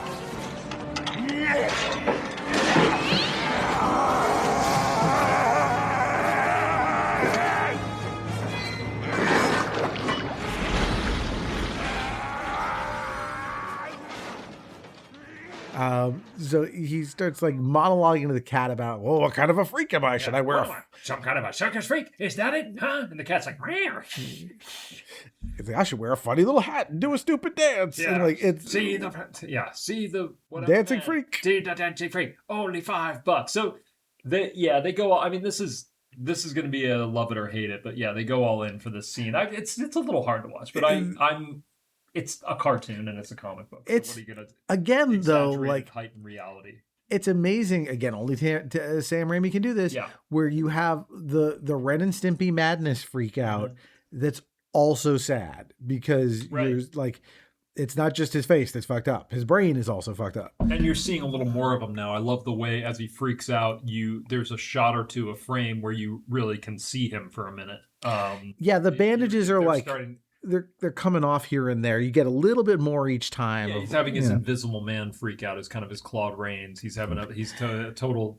You're crazy to know who I am, aren't you? Exactly. Yeah, that's terrifying. Yeah, exactly. Well, and I've talked about this before, but that freak out by Claude Rains in Invisible Man. First of all, it's amazing. Yeah. Two, also the basis for Mark Hamill's Joker voice is that. Yes, and I saw the interview where he talked about that, and Claude Rains, of course, played one of my favorite Phantom of the Operas. So, yeah. Yes. Oh yeah, exactly. Yes, exactly. Yes. But yeah, so at that moment, as he's completely freaking out, he something very important happens. Well, first of all, he tries to get a hold of himself. He's like talking himself down. Take it easy. You're a scientist. I'm a scientist. Take it easy, boy. Take it easy. Think objectively. The acting is amazing. But at that moment, finally, I guess it's been 571 hours because now he's got a digital version of his completed face that he can now use. And the music was so awesome in this part. Yeah, I love that they show the like digital version of his face, and you see him like looking at it, like that's what I've lost. Yeah. Like there's something very powerful about it. Yeah, I mean it's and you wouldn't have that without all the hands on deck, from the editing to the production design and the amazing. Well, let's talk about Danny Elfman for a minute. I mean, he turned in another amazing score. He was absolutely, in my opinion, riding kind of on the coattails and the themes of Batman on this one. If you listen, 1 year later, I'm saying if you listen to this score, Batman and Dick Tracy, yes, like they're very similar, and Spider-Man's not too different either, even though it's Spider-Man 10 years later. Channeled that, but I mean, well, he had Dick Tracy and Darkman in the same year. And, right. And Edward Scissorhands. Shit. I mean, this guy was busy. This guy was This guy was kind of the Hans Zimmer of that time. And I always will like him better than Zimmer, but that's me. Oh yeah. But he embodied the gothic and the macabre and the circus kind of theme and the madness as he did with Batman. He did it again here, and it's a great score. Yeah. And now we get this amazing scene where Julie goes to the cemetery to mourn at Wesley's grave, and she looks up, and he's standing there. Julie.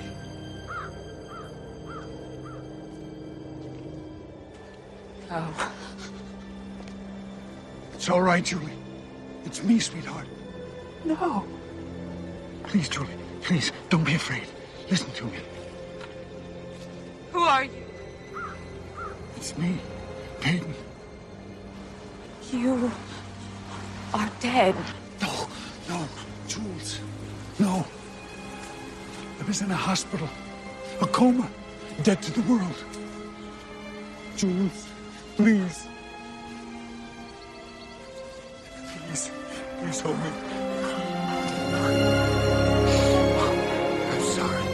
I'm sorry. I didn't know how to tell you. And I needed to see you. I needed to know if things could be the same. Yes, but Peyton, I don't understand. I know it's a shock. Well, Julie, there's so much to it. And I'll tell you everything. I just need a little time. Then just hold me, Peyton, and don't let go. I just need a little time. Yeah. It's crazy. She just says, I thought you were dead. And he says, no, I was in a coma. And, I needed to know if things could be the same. There's so much to tell. Yeah. And she's like, hold me, don't let me go. And so after this like reconciliation moment, which is really pretty and nice, they go to this, like they're sitting at a table trying to have a restaurant, outdoor patio, trying to figure it all out. Yeah. And it's interesting. The way he talks about himself here. Yeah. Like having to piece himself back together. He talks about like, I'm undergoing procedure. He kind of implies that saying like, I can't really see you for too long or stay for too long. We know, of course, there's a 99-minute clock ticking. Well, this is also sort of the beginning of the tragedy element. And this is sort of goes to The Fly, like I'll hurt you if you stay kind of situation where there's this other, he's someone else now, so they can't truly be together. I mean, they're going to try to make it work, but, and of course he asks him, hey, Julie, it's kind of funny. He's like, let me ask you something. What if, this is a hypothetical question. But what if I was, like really badly burned underneath and I was, some kind of a freak and you couldn't bear to look at me. You couldn't bear to look at me one little bit. What would you do? Just, again, hypothetical. Hypothetically speaking, what if I was like completely fucked up? Yeah. Well, I don't know. He's like, well, you're fine. Why do I need to think about that? He's like, I am back, aren't I? yes, just like always. He's kind of turned into. He's kind of. Well, his voice here is different too. That's something else, that it's more hoarse and it's more Darkman's voice than his own voice now. He doesn't have the soft voice. He's got a kind of a gravelly voice. Yeah, he talked about this. I saw in an interview, like working really hard on the Darkman voice because, obviously, again, it's a lot of, especially with his face so covered up, the voice matters a lot. Right. But you can really differentiate the Peyton Westlake of the first, eighth of the movie from what you hear. And as you said, it is more hoarse. Like, this guy's been burned up. His vocal cords are all messed up, And I'm again, sure. the makeup is more pale for him. So this version of Peyton is paler. So he's wearing the synthetic skin, like you said. That's And you can tell he's wearing a element. wig. Oh, I forgot all about that. Obviously, he's wearing. Yeah, his hair looks a little stupid. Yeah, his hair looks funky. Yeah, I forgot all about that. Yeah, obviously that comes with the job. Yep. Comes with the synthetics. And we don't see how he ducks out of the situation or what he tells her. We just cut away from it. No. We don't need it. It's not really important. And we get this shot of like Durant petting a bunny, and he's trying to get a hold of a Mr. Guzman. Yeah. And he said it's a problem because that money that Paulie apparently gets in a suitcase is supposed to go somewhere, and now there's been an interruption in the cash flow. So now we must call upon young Fat or something like Hung that. Fat, I Hung think is it. Fat, yes. Or he becomes to get money from this guy to, I guess, get the money they would normally pay to Guzman for whatever this transaction is. It's part of my collection. What's his collection? It's it's a digital collection of a sort. It's a suitcase, briefcase full of fingers. Yeah, it's a very nice collection of all his severed fingers. It's fantastic. It's interesting because, like, of all the horrific stuff with Darkman, like, this honestly is worse because, like, Darkman's a victim. Like, you can say like he's a burn victim. Like, it's gross. It's hard to look at, but like this is sadistic. Right. No, he's a sick son of a bitch. I mean, he's absolutely he's a great villain. I mean, Larry Drake played it to a T. I mean, he was great in this film. Right. And so we see Darkman listening into this. He's using some kind of like a special microphone. Yeah. To kind of hear this from a distance. Yeah. So this is generally part of his plan, is just like, I'm going to impersonate members of the gang and mess things up so that they end up killing each other. Yeah, like, they turn them against each other. Right. Yes. And so we get this quick shot of him listening to this recording in a lab as he's working on his impressions, because he can't make a digital vocal cord. He's got to he's just got to be a good mimic. Yeah, that'll be just fine. Mm-hmm. Yeah, I love this part. And this is really funny. We get this security footage of what appears to be Durant holding up a guy at a convenience store and then turning into camera and being like, "That's me, Robert Durant, the criminal." And then he's like, "Yes, I'm Robert Durant," and they arrest him right on the spot. Right. It's fantastic. Right. We cut to him being arrested at his house. Durant, Robert G. Durant. Yes, I'm Robert G. Durant. Yep. Yeah, it's great. And so this waylays Durant while Darkman goes in disguise as Durant to meet with this guy in Chinatown, this gangster. Unfortunately, he arrives with only 10 minutes left on his 99-minute clock. Oh, that's right. To get there. And Chinatown is a little bit of the shadow connection here. At least they would definitely do this once they got to the Alec Baldwin shadow. It was some action in Chinatown and stuff like that. But anyway, it's really well done. Yeah. And so Darkman as Durant is having this meeting with this character, Fat, this other criminal. Yeah, time actor. Yeah, it's kind of a tense, like, it's not real clear what their relationship is like, but he doesn't want to give him the money. Yeah. Meanwhile, we cut over to the federal building, and like Durant's yelling at his lawyer as he just made bail. Yeah. And he keep him out of my hair. Right. What about I love the way he yells at other people here, by the way. It's very funny. Yeah. And I also think it's very funny the way Fat like keeps delivering his kind of monologue, and you can kind of see on Larry Drake's face here again, Darkman as like, Larry. What do I say? What do I do? Also, like, time's running out. Oh, like, yeah, I gotta. right. Yeah, this has got to happen soon, or my face is gonna melt off. Like, come on. Yeah. But it's also this guy loves to talk. This guy loves to, and it's also funny just because you kind of think of what the conversation would be like with Robert Durant and how smooth it would go and how much like he doesn't know. Right. So that's funny as well. But yeah, it's like, please, or I'll have to like hold my hand up and start burning it with a flame. Right. And so as Durant, he sits in a chair, takes out a cigar, and he says, "You need to pay me by the time I finish the cigar." And then he uses the cigar cutter to cut the cigar down to like a third of its length. Yeah. But this part's funny. He's like just smoking it, and then he kind of puts just to scare him. I think he puts a flame under his own hand. Yeah, he takes the match or whatever. I feel nothing. Right. He has this weird power move of like, I'm just going to burn my hand too. Okay, Bob, you win. Yeah, here's the money. And outside, the real Durant is stuck in traffic due to this parade. Yes. And so he gets out of the cab and just runs, knocking people over. Yeah. And he finds this guy, and he's like, "Where's Guzman?" He's like, "I thought he was with you." Yeah, Danny. And just as he goes into the revolving door, he sees himself coming out. This is cool. Awesome. It's iconic. Yeah, so he sees himself on the other side of the revolving door. Dios mío, ¿qué pasa? There's two of those son of a bitches.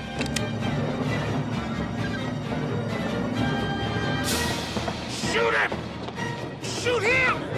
Which one is Durant? Not me, him! Shoot him! Shoot him! God damn it! Whose little boy are you? It doesn't matter. You're dead.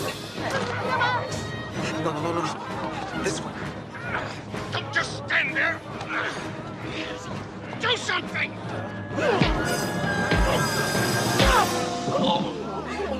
Son of a bitch sets me up with the cops and you practically hand him the cash.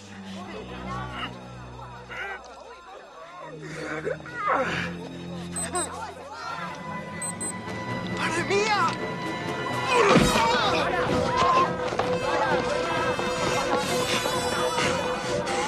Mr. Durant, I'm sorry!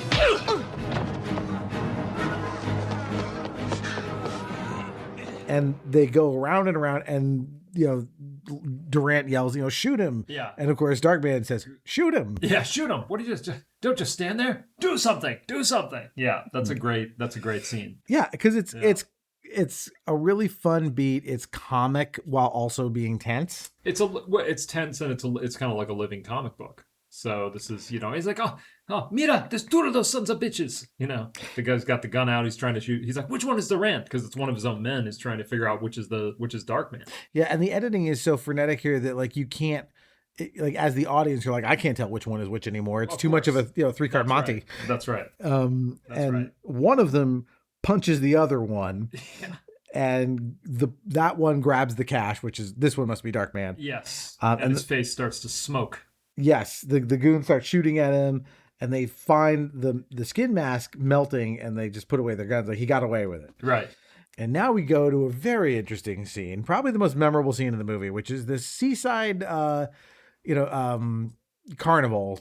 Oh yeah. Type environment. Oh, yeah, it's time. He's going to spend some time with Julie. Yeah, they're at their day together.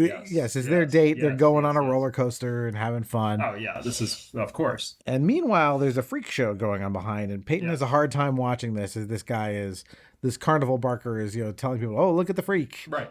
Yeah, this guy, and so that's already like anytime someone uses the word freak, like that's a particular trigger for his rage. Use that word. Yeah. Yep. And he asks Julie, hey, are you seeing anybody else? And she says, well, there was this guy who was kind of comforting me, but it wasn't like that, basically. It was Strack, right? It was Strack. It was Strack. Yeah. But it wasn't like that, Peyton. He means nothing to me, or whatever she said. Right.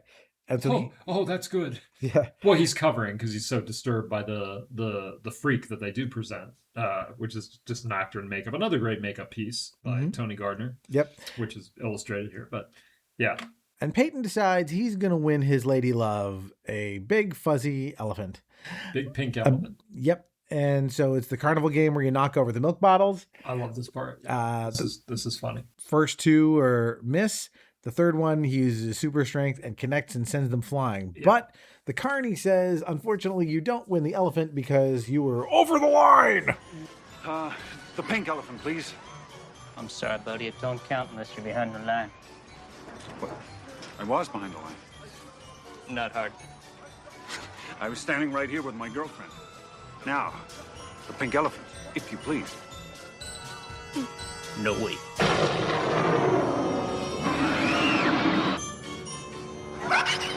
It doesn't matter, Pete. It matters. I won a pink elephant for my girlfriend. Why don't you just get lost? How? The elephant. Quickly. Didn't you hear me? Weirdo.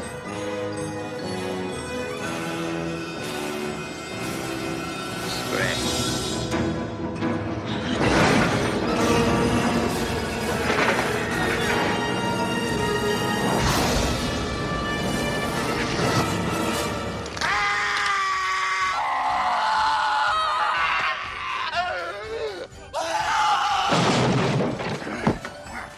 Take it down. Take it. Take the fucking elephant. Please, no. Forgive me. Right, but also he's getting mad as they're talking. I know that like while he was throwing the balls, he's like, yeah, the last thing I want to be is some kind of a freak, and he throws one ball, and that's when but then he's over the line. Yep. And Literally. They start arguing about whether or not he is entitled to the prize. I want a pink elephant for my girlfriend. This is kind of like, Nicolas Cage put the bunny back in the box. This is the same kind of madness. I want a pink elephant for my girlfriend. And he's guy's like, no way. And he's like, but it's the way that Sam Raimi does this, the way no one else would, because the carny, he like puts two fingers into Peyton's chest when he is like emphatic, like no. Yeah. And we get this shot of like Peyton looks down at it, and we zoom into his eyes, and we just get la la la la la la, totally crazy berserk, town, totally berserk, and him dancing around. Like I think he sees, it's him with like the cup on his head or whatever, or I don't know, but it's all these. The whole world like cracks into flames, kind of. It's totally nuts. Yeah, and then he comes back to reality to break this guy's hand. Yes, more finger harm. A lot more finger harm. You just cried it, and then it cuts to Julie, and everything's exaggerated, and she's like, just everything. Everybody's freaking out. Yeah, this is like again to go to the fly, the arm wrestling thing. Like he bends this carny's fingers all the way back until they just completely snap at the knuckles. It's fucking gnarly, and then he's not out of it, and he gets hit. He's like, take the fucking elephant, and then he like runs. Yeah. Well, he's at that second that he says, take the fucking elephant. His face starts to bubble. Right, and he's got to go. His time is up. He's like, forgive me. Mm-hmm. And he runs off. Very Phantom of the Opera, by the way. Very much so. Yeah, which I love. But she follows him.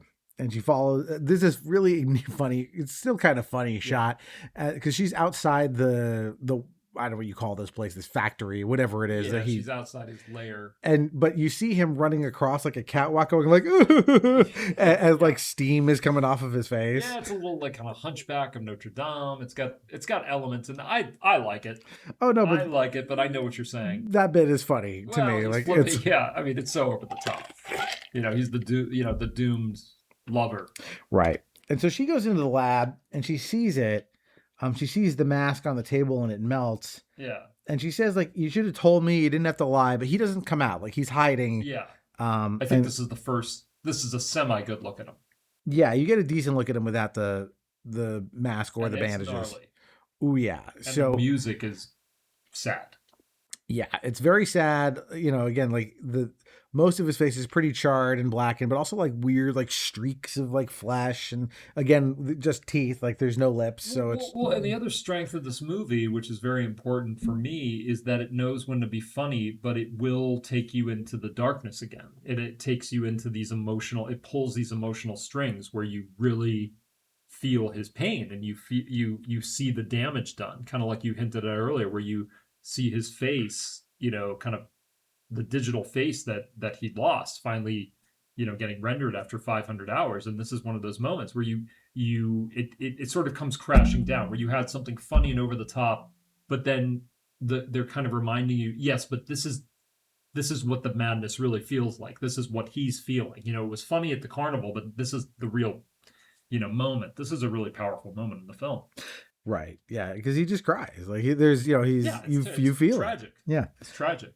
And she gets a good look at him, so it's... Well, she doesn't hear. She doesn't actually see him. Oh, that's right. Okay, no, he's hiding. It's the angle. I always mix it up because there's an angle where it looks like she sees him, but you're right. He's hiding, and she just kind of backs away. That's yeah. Right. And so... she's going to get a good look at him later. Oh, yeah. Oh, yeah. So we go back to Strack's office. Yeah. And Julie's there to talk to him. And she says, I can't see you anymore because it turns out Peyton is alive. Yeah. And the phone rings and he takes the call. And while he's on the phone, she notices that he's got the Belisarius memorandum. Yes. And not just any copy of it, but It's the one with the coffee stain on it. Right. So she now knows this was taken from Peyton's office the night he died, supposedly. Yes. So why in the world would Strack have it? Right. And this is when he says, I'm sorry you had to find that. Sorry you had to find that, Julie. Yeah. And he's really good. Colin Friels, I really like him as an actor. I thought he did a fantastic job in this film.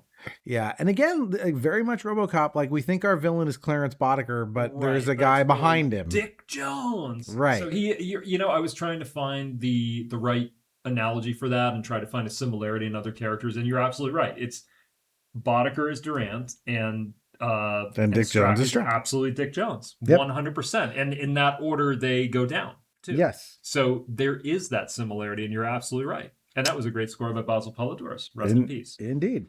So he tells her, she's like, well, you burned Peyton's lab. And he says, well, not me. Someone who works for me did that. And we understand now the relationship is that Durant is not a competitor of Strack's. He's an ally, a subordinate to him. And he's Vader to his Cushing is what he is. Yeah. Just kidding. I don't know what that is. But. And so he says, you can't go to the police because he refers to the police as being extremely expensive. Which if you're not going to kill me, I have things. That's the line. Yeah. If you're not going to kill me, I have things to do. And you're immediately as an audience wondering, like, why doesn't he just kill her? And it turns out he's got a very good reason. The movie can happen. Well, as they say on pitch meeting. Yes, not just so the movie can happen, but as soon as she leaves, Strack calls Durant. Oh, I love this. And Durant comes in, and you have this weird. He says, "I have good news and bad news." Go for it. What's the bad news? And by the way, I don't even know if this is an audience favorite, but the delivery is amazing. What's the bad news? Your wife died. And then there's this. No. The bad news is Julie found out about the memo. The good news is your wife died. Oh. What's the good news? Your wife. Oh, really? So give him the good news first then. No, the bad news. He even says something like custom dictates. You give me the bad news first or whatever. Okay, well, I swear I thought he said it first, but either way, the joke is your wife died. And then he's like, I'm joking, of course. Like, I just love that joke. That is a hilarious moment. It's like a sick, bad guy joke. And he says, yeah, well, you left Westlake alive somehow. He's alive. But fortunately, there's a way to find him. We have a guide. Yeah. So that's why he left Julie alive, because all of a sudden, just like that, we're in the third fucking act. Hence the editing and the chopping. So a bit of a sloppy, it's not sloppy, but it's a little rough, but we're coming in for a good landing. Yep. And so Julie gets back to the factory and she looks up and she sees Darkman with the gauze on, not the full face, but the gauze. I decided to be with you after all. Yeah. It's kind of like, the music is hopeful and he smiles and everything's great, right? Yep. Yeah. And 2 seconds later, a couple of cars pull up, grab her, and and the goons get out and start firing into the building. And it becomes the Darkman stunt show explosive extravaganza. This part of the movie is very much like a Universal Studios backlot stunt show, kind of a Waterworld extravaganza with great pyrotechnic. And that's what I was about to say is up to this point, you think of Sam Raimi and there's plenty of effects and practical things and gore, but not pyrotechnics and explosions so much. Well, that's what's awesome about this film is, I am so glad that they saved it for the finale, one of many finales. I mean, this definitely feels like a finale, but there's so many to come. But I'm so glad looking back on it at just how restrained the rest of the film was, because we needed it. The only other pyrotechnic was the destruction of the lab. So you have this strong beginning with that, but it's worth it. It's like a character study, but then he knows when to get big and bombastic, and the music knows when to swell. And again, you've got these. This was 1990, guys. They set off real explosions and pyrotechnics. This is no CGI. And it looks it, and it's just amazing work and amazing stunt work. Yeah, so here's the basic sequence.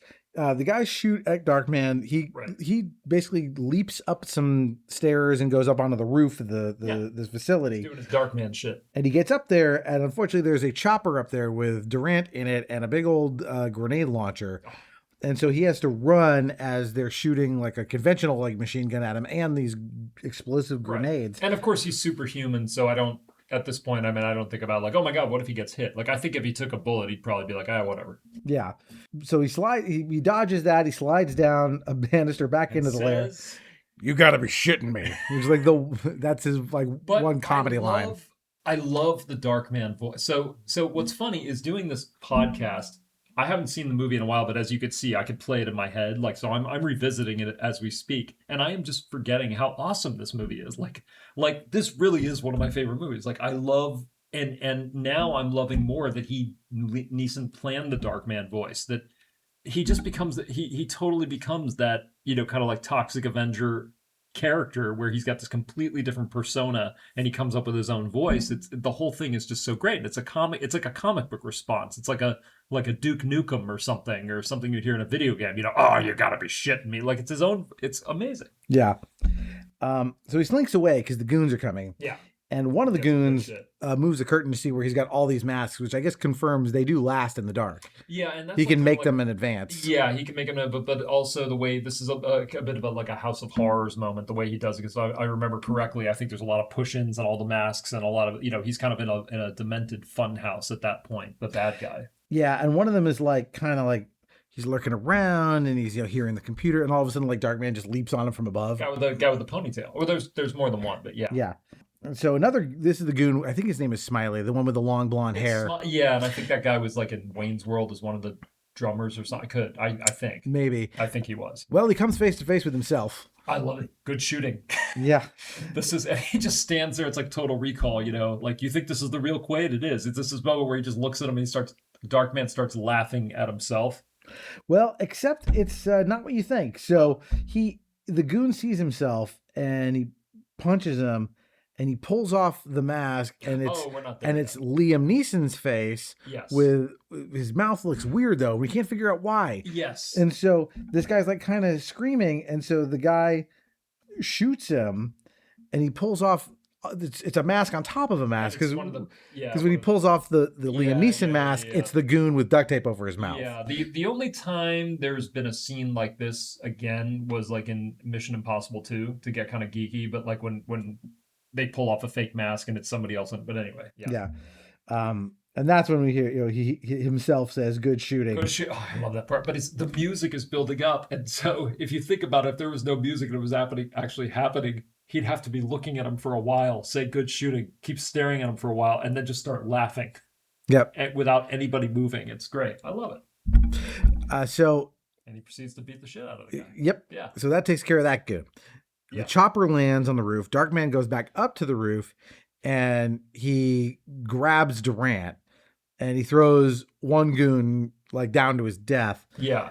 We see the long hair goon that we just dealt with. He gets up. He had been knocked out. He wasn't killed. And he sees the drinking bird set up from before. Oh, it's fantastic. And so while this movie is so fun, it's so good. So Durant and Darkman are fighting in the helicopter.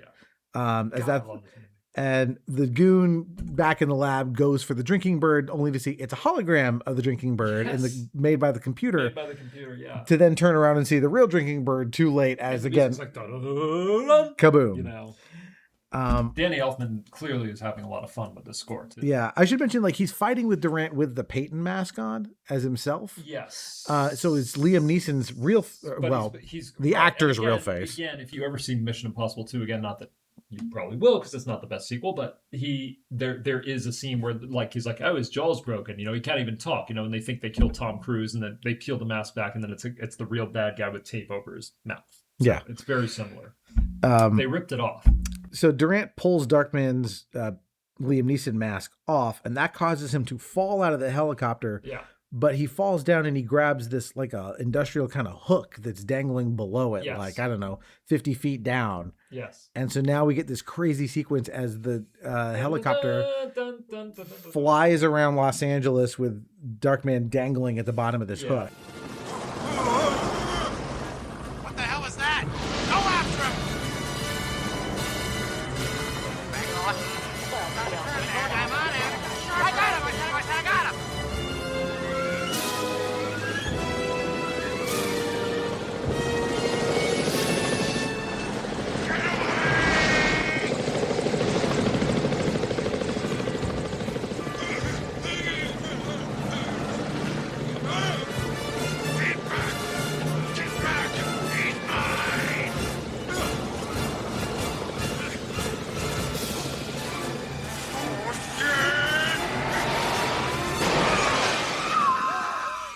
Excuse me. This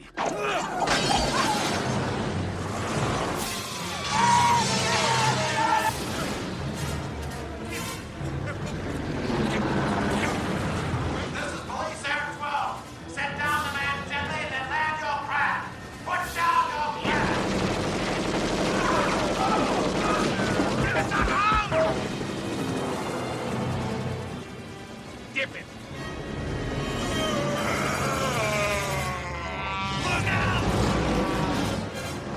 And this is where, I mean, on the big screen, you could see where, you know, there were budget restraints, and we have some serious blue screen here where, you know, but that's okay because the editing's great, the fun is there, and he's swinging through the city. And this is really reaching the heights of kind of like what the poster kind of said.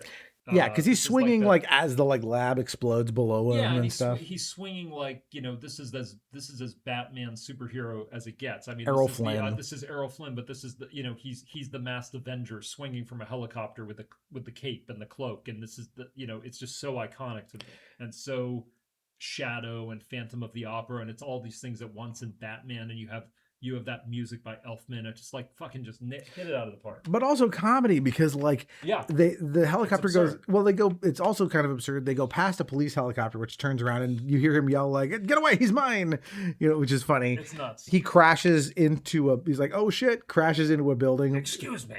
Yeah, and then gets yanked back out. Yeah, right? And that was in the trailer. So I swear, I think the first time I ever saw anything about this movie was I saw that trailer and had these images. It's like, oh my God, he's a burn victim. I think that's what I thought. I'm like, Jesus, this guy got like tortured and he's a burn victim, and oh my God, now he's like swinging from a helicopter, and who is this guy? Who is this guy? Yep. Well, they solved the problem because their plan is we're going to lower the altitude and then just let him dangle in front of a bunch of vehicles and get pancaked. This is one of the most creative bad guy deaths and moments I've ever seen. This is to me now it would be topped by one of my favorite movies, Speed. But this is a winner. Yeah, they land him on top of a semi, and then he hooks the hook to the semi, and now the helicopter is attached to the semi. The music. Then they go through a tunnel. Yeah. Kiss your ass goodbye. And Durant, they're now being dragged into the tunnel. So again, Mission Impossible. The similar thing happened at the end of that movie, but kiss your ass goodbye, and the helicopter is pulled right into the overpass, the actual overpass, and blows up. Yep. And Durant is dead, but of course then they made Darkman 2, Return of Durant. Whatever. In this movie, he's dead. I love the way he goes out. Fiend. And what I love is you see the explosion, and the next thing you see is Durant standing at the construction site for the son of a bitch Westlake malfunctioned my helicopter. Yep. And his voice is a little. You see, that's what's great about it is it's Darkman doing a Durant, so it's clearly Larry Drake, but Larry Drake is a little gravelly. He's a little. There's something off, and again, the makeup is a little weird, but anyway, yes. Mm-hmm. So Durant, quote unquote, survived, and he meets Strack at the floor level of the new his Delta City high rise, and he says, he's got Julie with him, and he says, well, I know how he thinks, this dark man, he's going to come back, and he says, I don't think the world will grieve over one less attorney. So obviously the plan is Julie is bait for Darkman. And let's just say I landed on my feet. And he gives this monologue to her about like, it's a tragedy of my life. I have to kill the ones I love. Yeah. And he implies that he killed his wife. He killed his parents. It's the tragedy of my life that I have to kill the ones I love. My wife, late wife, held certain deeds.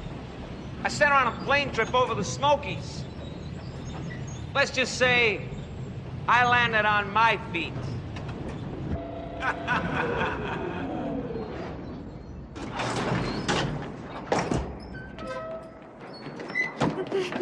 glad you survived, Robert. I'd hate to see your kids deprived of a role model. They do look up to me. When I was young, my father made me work high steel. Just me and the Indians. No one else crazy enough to run around up here against the wind. $4.50 an hour. Call me crazy? Sometimes I miss it. Life on the edge.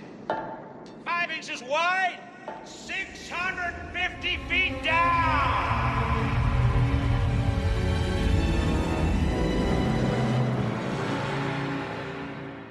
Well, he says and I love it's another great line is he says, I took, my wife skiing and we went over like some slope or let's just say I landed on my feet, which is a great line. And then also, I'm glad you survived, Robert. I'd hate to see your kids deprived of a role model. And then, of course, Durant has to play along and say, they do look up to me. So unfortunately, that's his tell. That is the tell because so they go up to the top. Yeah. So they go up, into the girders, way up high. Well, it's the finale of Batman. Yeah. It's the famous bad guy high rise building showdown. How much more classic can you get for a superhero movie? No, I mean, but both, it's RoboCop, it's Batman, it's the Dark Knight later. Also, they're in a construction site, at the top. Oh, you mean when it got very serious? Well, with Heath Ledger, their spirit breaks completely. Yeah, that whole thing with Heath Ledger dangling, it's another thing on girders. Man, they should have killed him. That really would have actually saved the trauma of Anyway, so he also Strack gives this monologue about my dad used to work in these girders and he'd pay me. So he's like real good at dancing around girders at high altitude. That was the original title was Girder Dancer. Girder Dancer. Schwarzenegger was going to be the Girder Dancer. The Girder Dancer sounds more like a Werner Herzog documentary. A bar in Germany called the Girder Dancer where you go to get shit faced before seeing like a show or something. Yeah. Anyway. So he says, "Oh, by the way, you don't have any kids," and that's when he yanks off the mask to show the full face. The way, high steel. Oh, by the way, you don't have any kids, Robert. And then the camera pushes in, off goes the mask, and we're given the piece de resistance, the full makeup reveal of Liam Neeson. Excellent makeup work and an appropriate scream from Frances McDormand. She can't. She's bound and gagged, but she can't help but shriek. Mm-hmm. And he says, "You truly are one ugly son of a bitch." Oh, by the way, you don't have any kids, Robert?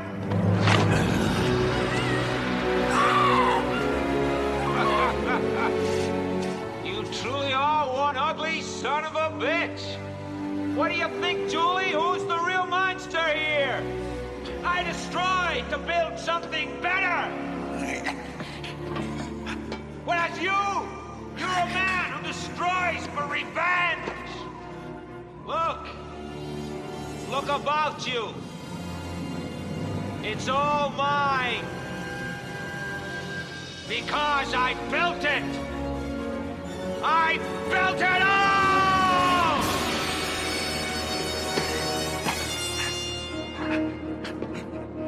What have you got besides a little trouble with your complexion? I'm joking, of course. A troubled conscience? A little blood on your hands for what you consider justice? Justice. You and I know. It's just another word for what I do. We should be working together. I could use a man like you. That's why I brought you up here. You could make a lot of money working for me. And if you still want her, I'll throw in Julie. Sound good? Oops. Yeah, we get this weird thing about he's saying, "See, I'm better than you because I destroy things to make things better, and you destroy things for revenge.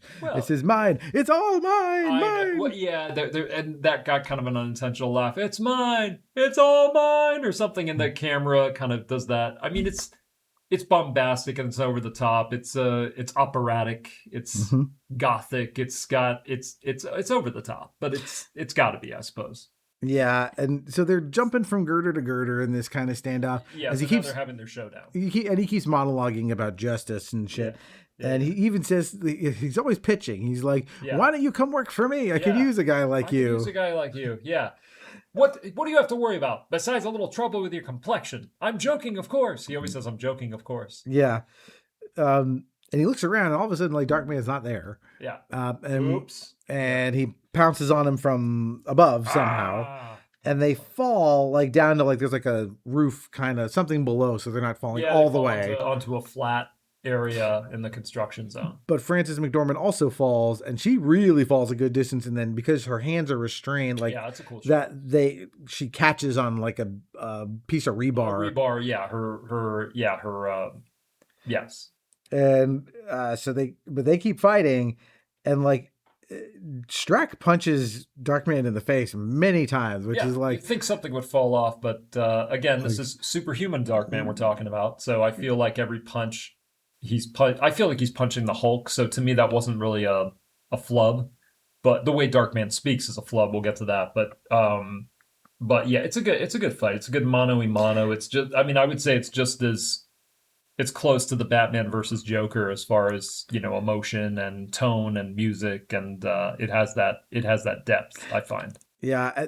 Then we get to kind of the final thing. Strack takes this rivet gun. Oh God, I forgot about that. And he starts shooting at him, and we get these very Raimi shots where like you follow the rivet. Yeah. It's the Robin Hood Prince of Thieves of rivet shots. Yes, it's the arrow. Which would come 1 year later, by the way. Yeah, the arrow shot. It's the arrow shot. And so the first two miss, and one pins his hand to the girder. He doesn't feel shit, but he's kind of, I like the shot. He's like, huh. He's like, oh shit. Yeah. And Strack continues firing the rivets, and he's almost at like point blank range. So he's clearly missing him on purpose. This is intimidation. Right. And he holds the gun up to Darkman's neck, and he says, "Oh, she doesn't date freaks." And it's like, "Oh, you shouldn't have said that." Yeah. Oh, that's the trigger word. Yep. And so he freaks out. He yanks his hand. Yeah. He don't feel shit. Yep. And punches Strack a few times and knocks him down. And so Julie's about to fall, so he swings in like Robin Hood, and snatches her out of the air. That's right. God, I love this movie. And then he swings back and knocks into him. Well, yeah, he uses one part of the swing to grab Julie, and the second part to drop her off and come in for the final swing with that great music. The great, which was used in the trailer. That music. So he knocks into Strack. Strack is falling, and Darkman grabs him by the ankle. And now we have the Heath Ledger moment. Kind of, except the result that I prefer. Batman is not Darkman. No, because Batman will not kill anyone. I prefer that Darkman kills. Yes, this is correct. I prefer this. Yes, this is the right move for Darkman. The right move. For Batman, it would feel weird. And he's still pitching him. Well, he says upside down. Right. He's still, he's an 80s, well, I guess technically 90, but, fresh off the 80s. Yeah, straight up 80s tycoon CEO. Right. So, yeah, he says, like, you can't kill me because that would make you as bad as me, and that's not something you can live with, and I know you. It's like, you don't know him at all. Yeah. Dropping me, that's not really an option for you. That's not something you could live with. And it just cuts to, you don't even see him go down, and then we have that climactic music, and then he lets go, and he falls to his death. And he says... Go for it. I'm learning to live with a lot of things. Yep. But when he says it, let's just get into this right now, really quick. He shouldn't be able to say it without lips. He should not be able to. It should sound like is what it should sound like. Yeah. Because he doesn't have lips. You got to suspend disbelief, but I mean, Jesus Christ, this is luck. So here's the reason that I'm able to still watch the movie is because the makeup is so goddamn good. It doesn't really matter to me, but there's no fucking way unless he practiced some kind of lip speaking, like, how to talk when you don't have lips. But that is like, because, later he's going to have some stuff to say to Julie we can go over now. And he's the way he says it is, it's like he's giving sentences with lips. It's like, he clearly was when he dubbed it over later or whatever. Yeah. And it's almost sunrise, and we get the final... This is the emotional shit. Yeah, the emotional shit between him and her. You perfect the skin, you make it work, it doesn't matter. Julie. Don't you think I told myself that? Night after sleepless night. It's just a burn, skin deep, it doesn't matter. And if I covered it, hid behind a mask, you could love me for who I was inside, without pity. But a funny thing happened. As I worked in the mask, I found the man inside was changing. He became wrong. A monster. I can live with it now, but I don't think anyone else can.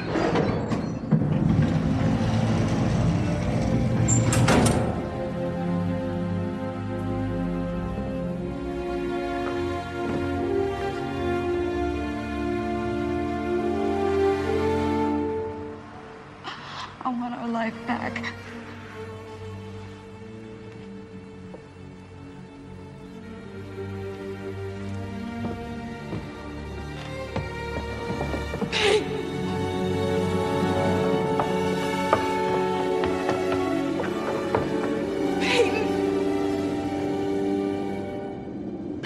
gone. And she's talking about, like, it doesn't matter. You'll perfect the skin and make it work. And he says, like, it doesn't matter. I told myself it's just a burn. It's only skin deep. Yes. But then a funny thing happened.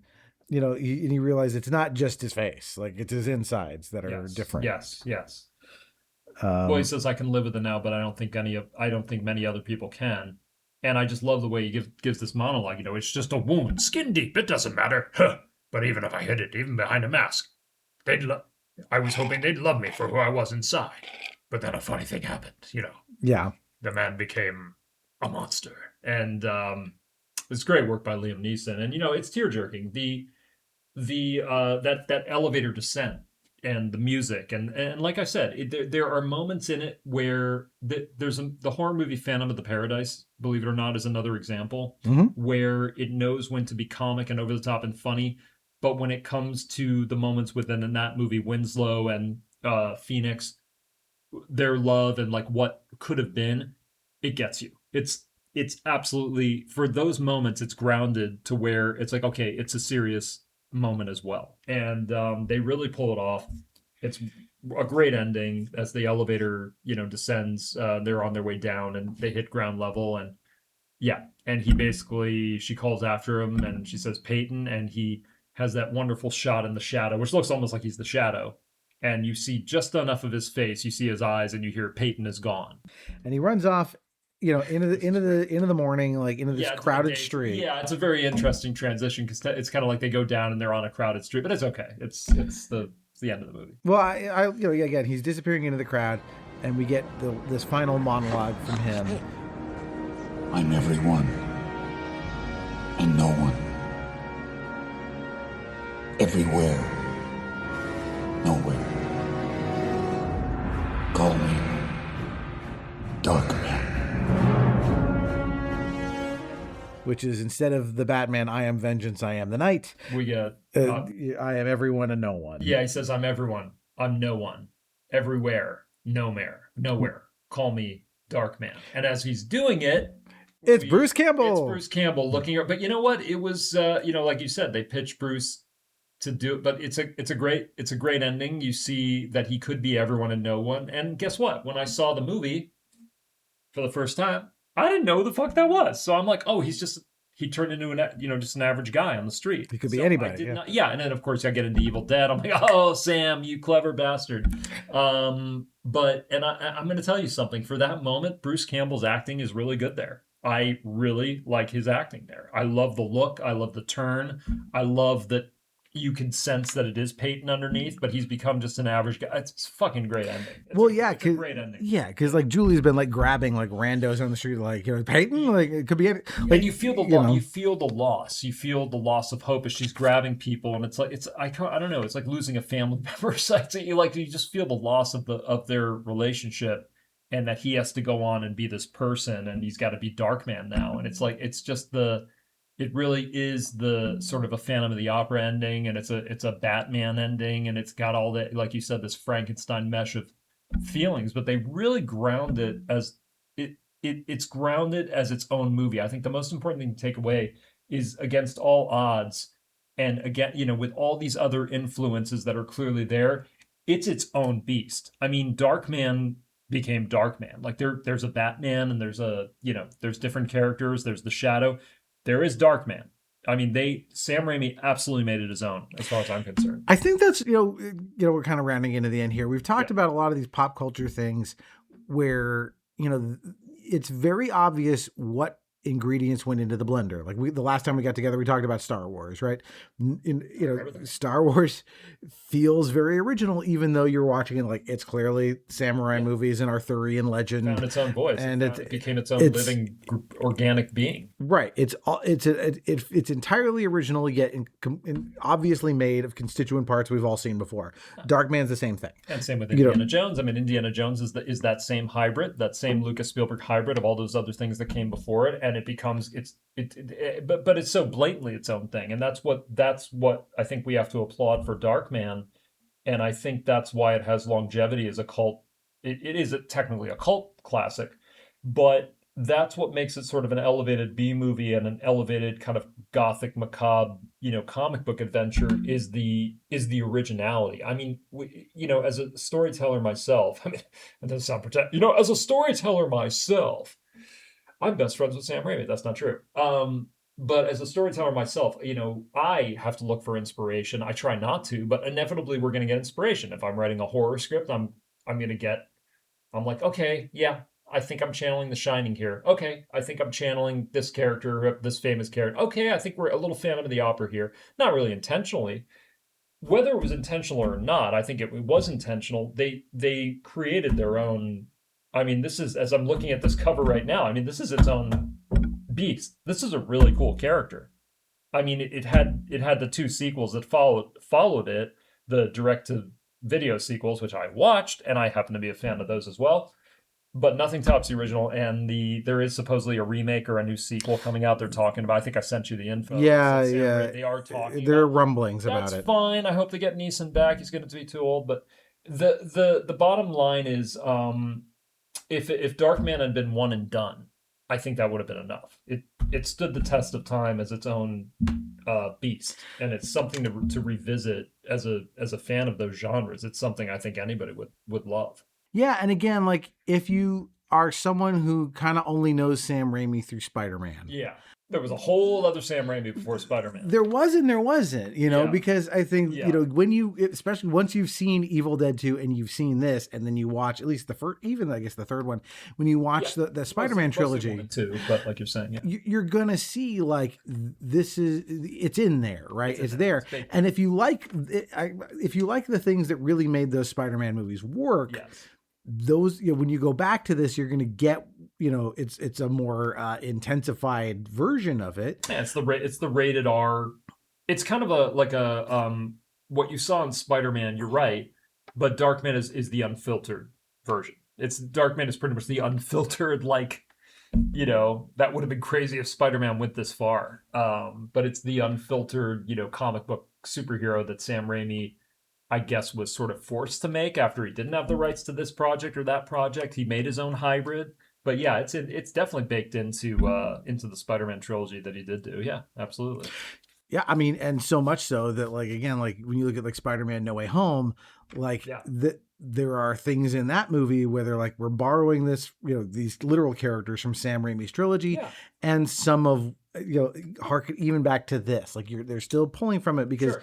As much as this is a cult film, I mean, it was successful modestly. Yes. It made like $32 million on an $8 million budget. That's not bad. Well, and it was 1990, so you have to think about that. But it's not Batman dollars, It's not Batman dollars, and it's not, it's not the highest grossing movie of the year, but it had its place. Look, the bottom line is that Darkman is a good movie. It's a good movie. I mean, interestingly, what is the highest grossing movie of 1990? 90. Oh shit. God, I just had this list because I just posted oh my God, don't do this to me. I'll tell you. Don't. It's Ghost. Is it Ghost? Okay. I was thinking, which is about a man who is murdered and has to solve his own murder, just like this. Yes. And it turns out, like, the guy you think is the bad guy is working for the tycoon. Like, it's Tony Goldwyn. Right. Tony Goldwyn is Dick Jones. Tony Goldwyn is Strack. Oh my God, it was always Tony Goldwyn. So that's got an awesome edit. Well, I love Ghost too. Yeah, we did that one a while ago. Oh, I didn't know that. Yeah, we did. All right. No, exactly. Well, that seems to bring it up a final point. That seems to kind of there seemed to have been that niche for a while. There seems to have been that niche of like the bad guy working for the main corporate guy and something. It was always such a badass plot that there was always sort of the average guy was the main bad guy, and then you got the big heavy. But of course, in every movie that we've discussed, the heavy is very memorable. But it's, I mean, Clarence Boddicker without Dick Jones. I mean, Clarence Boddicker alone was amazing. But so we're here at the end, right? And we've talked a little about why this movie endures. I think it's because, although it's a cult classic, I think when you find people who've seen it, you kind of. It really makes an impression. Like it just, there's something about it that, I mean, yes, some of the visuals are extremely striking. Yeah. Some of these edits and things are very wild, even for Sam Raimi. Too. It's got some shock value as well. There is some shocking stuff in it. The The opening sequence is pretty shocking. Some of the set pieces are fairly shocking. It grabs you.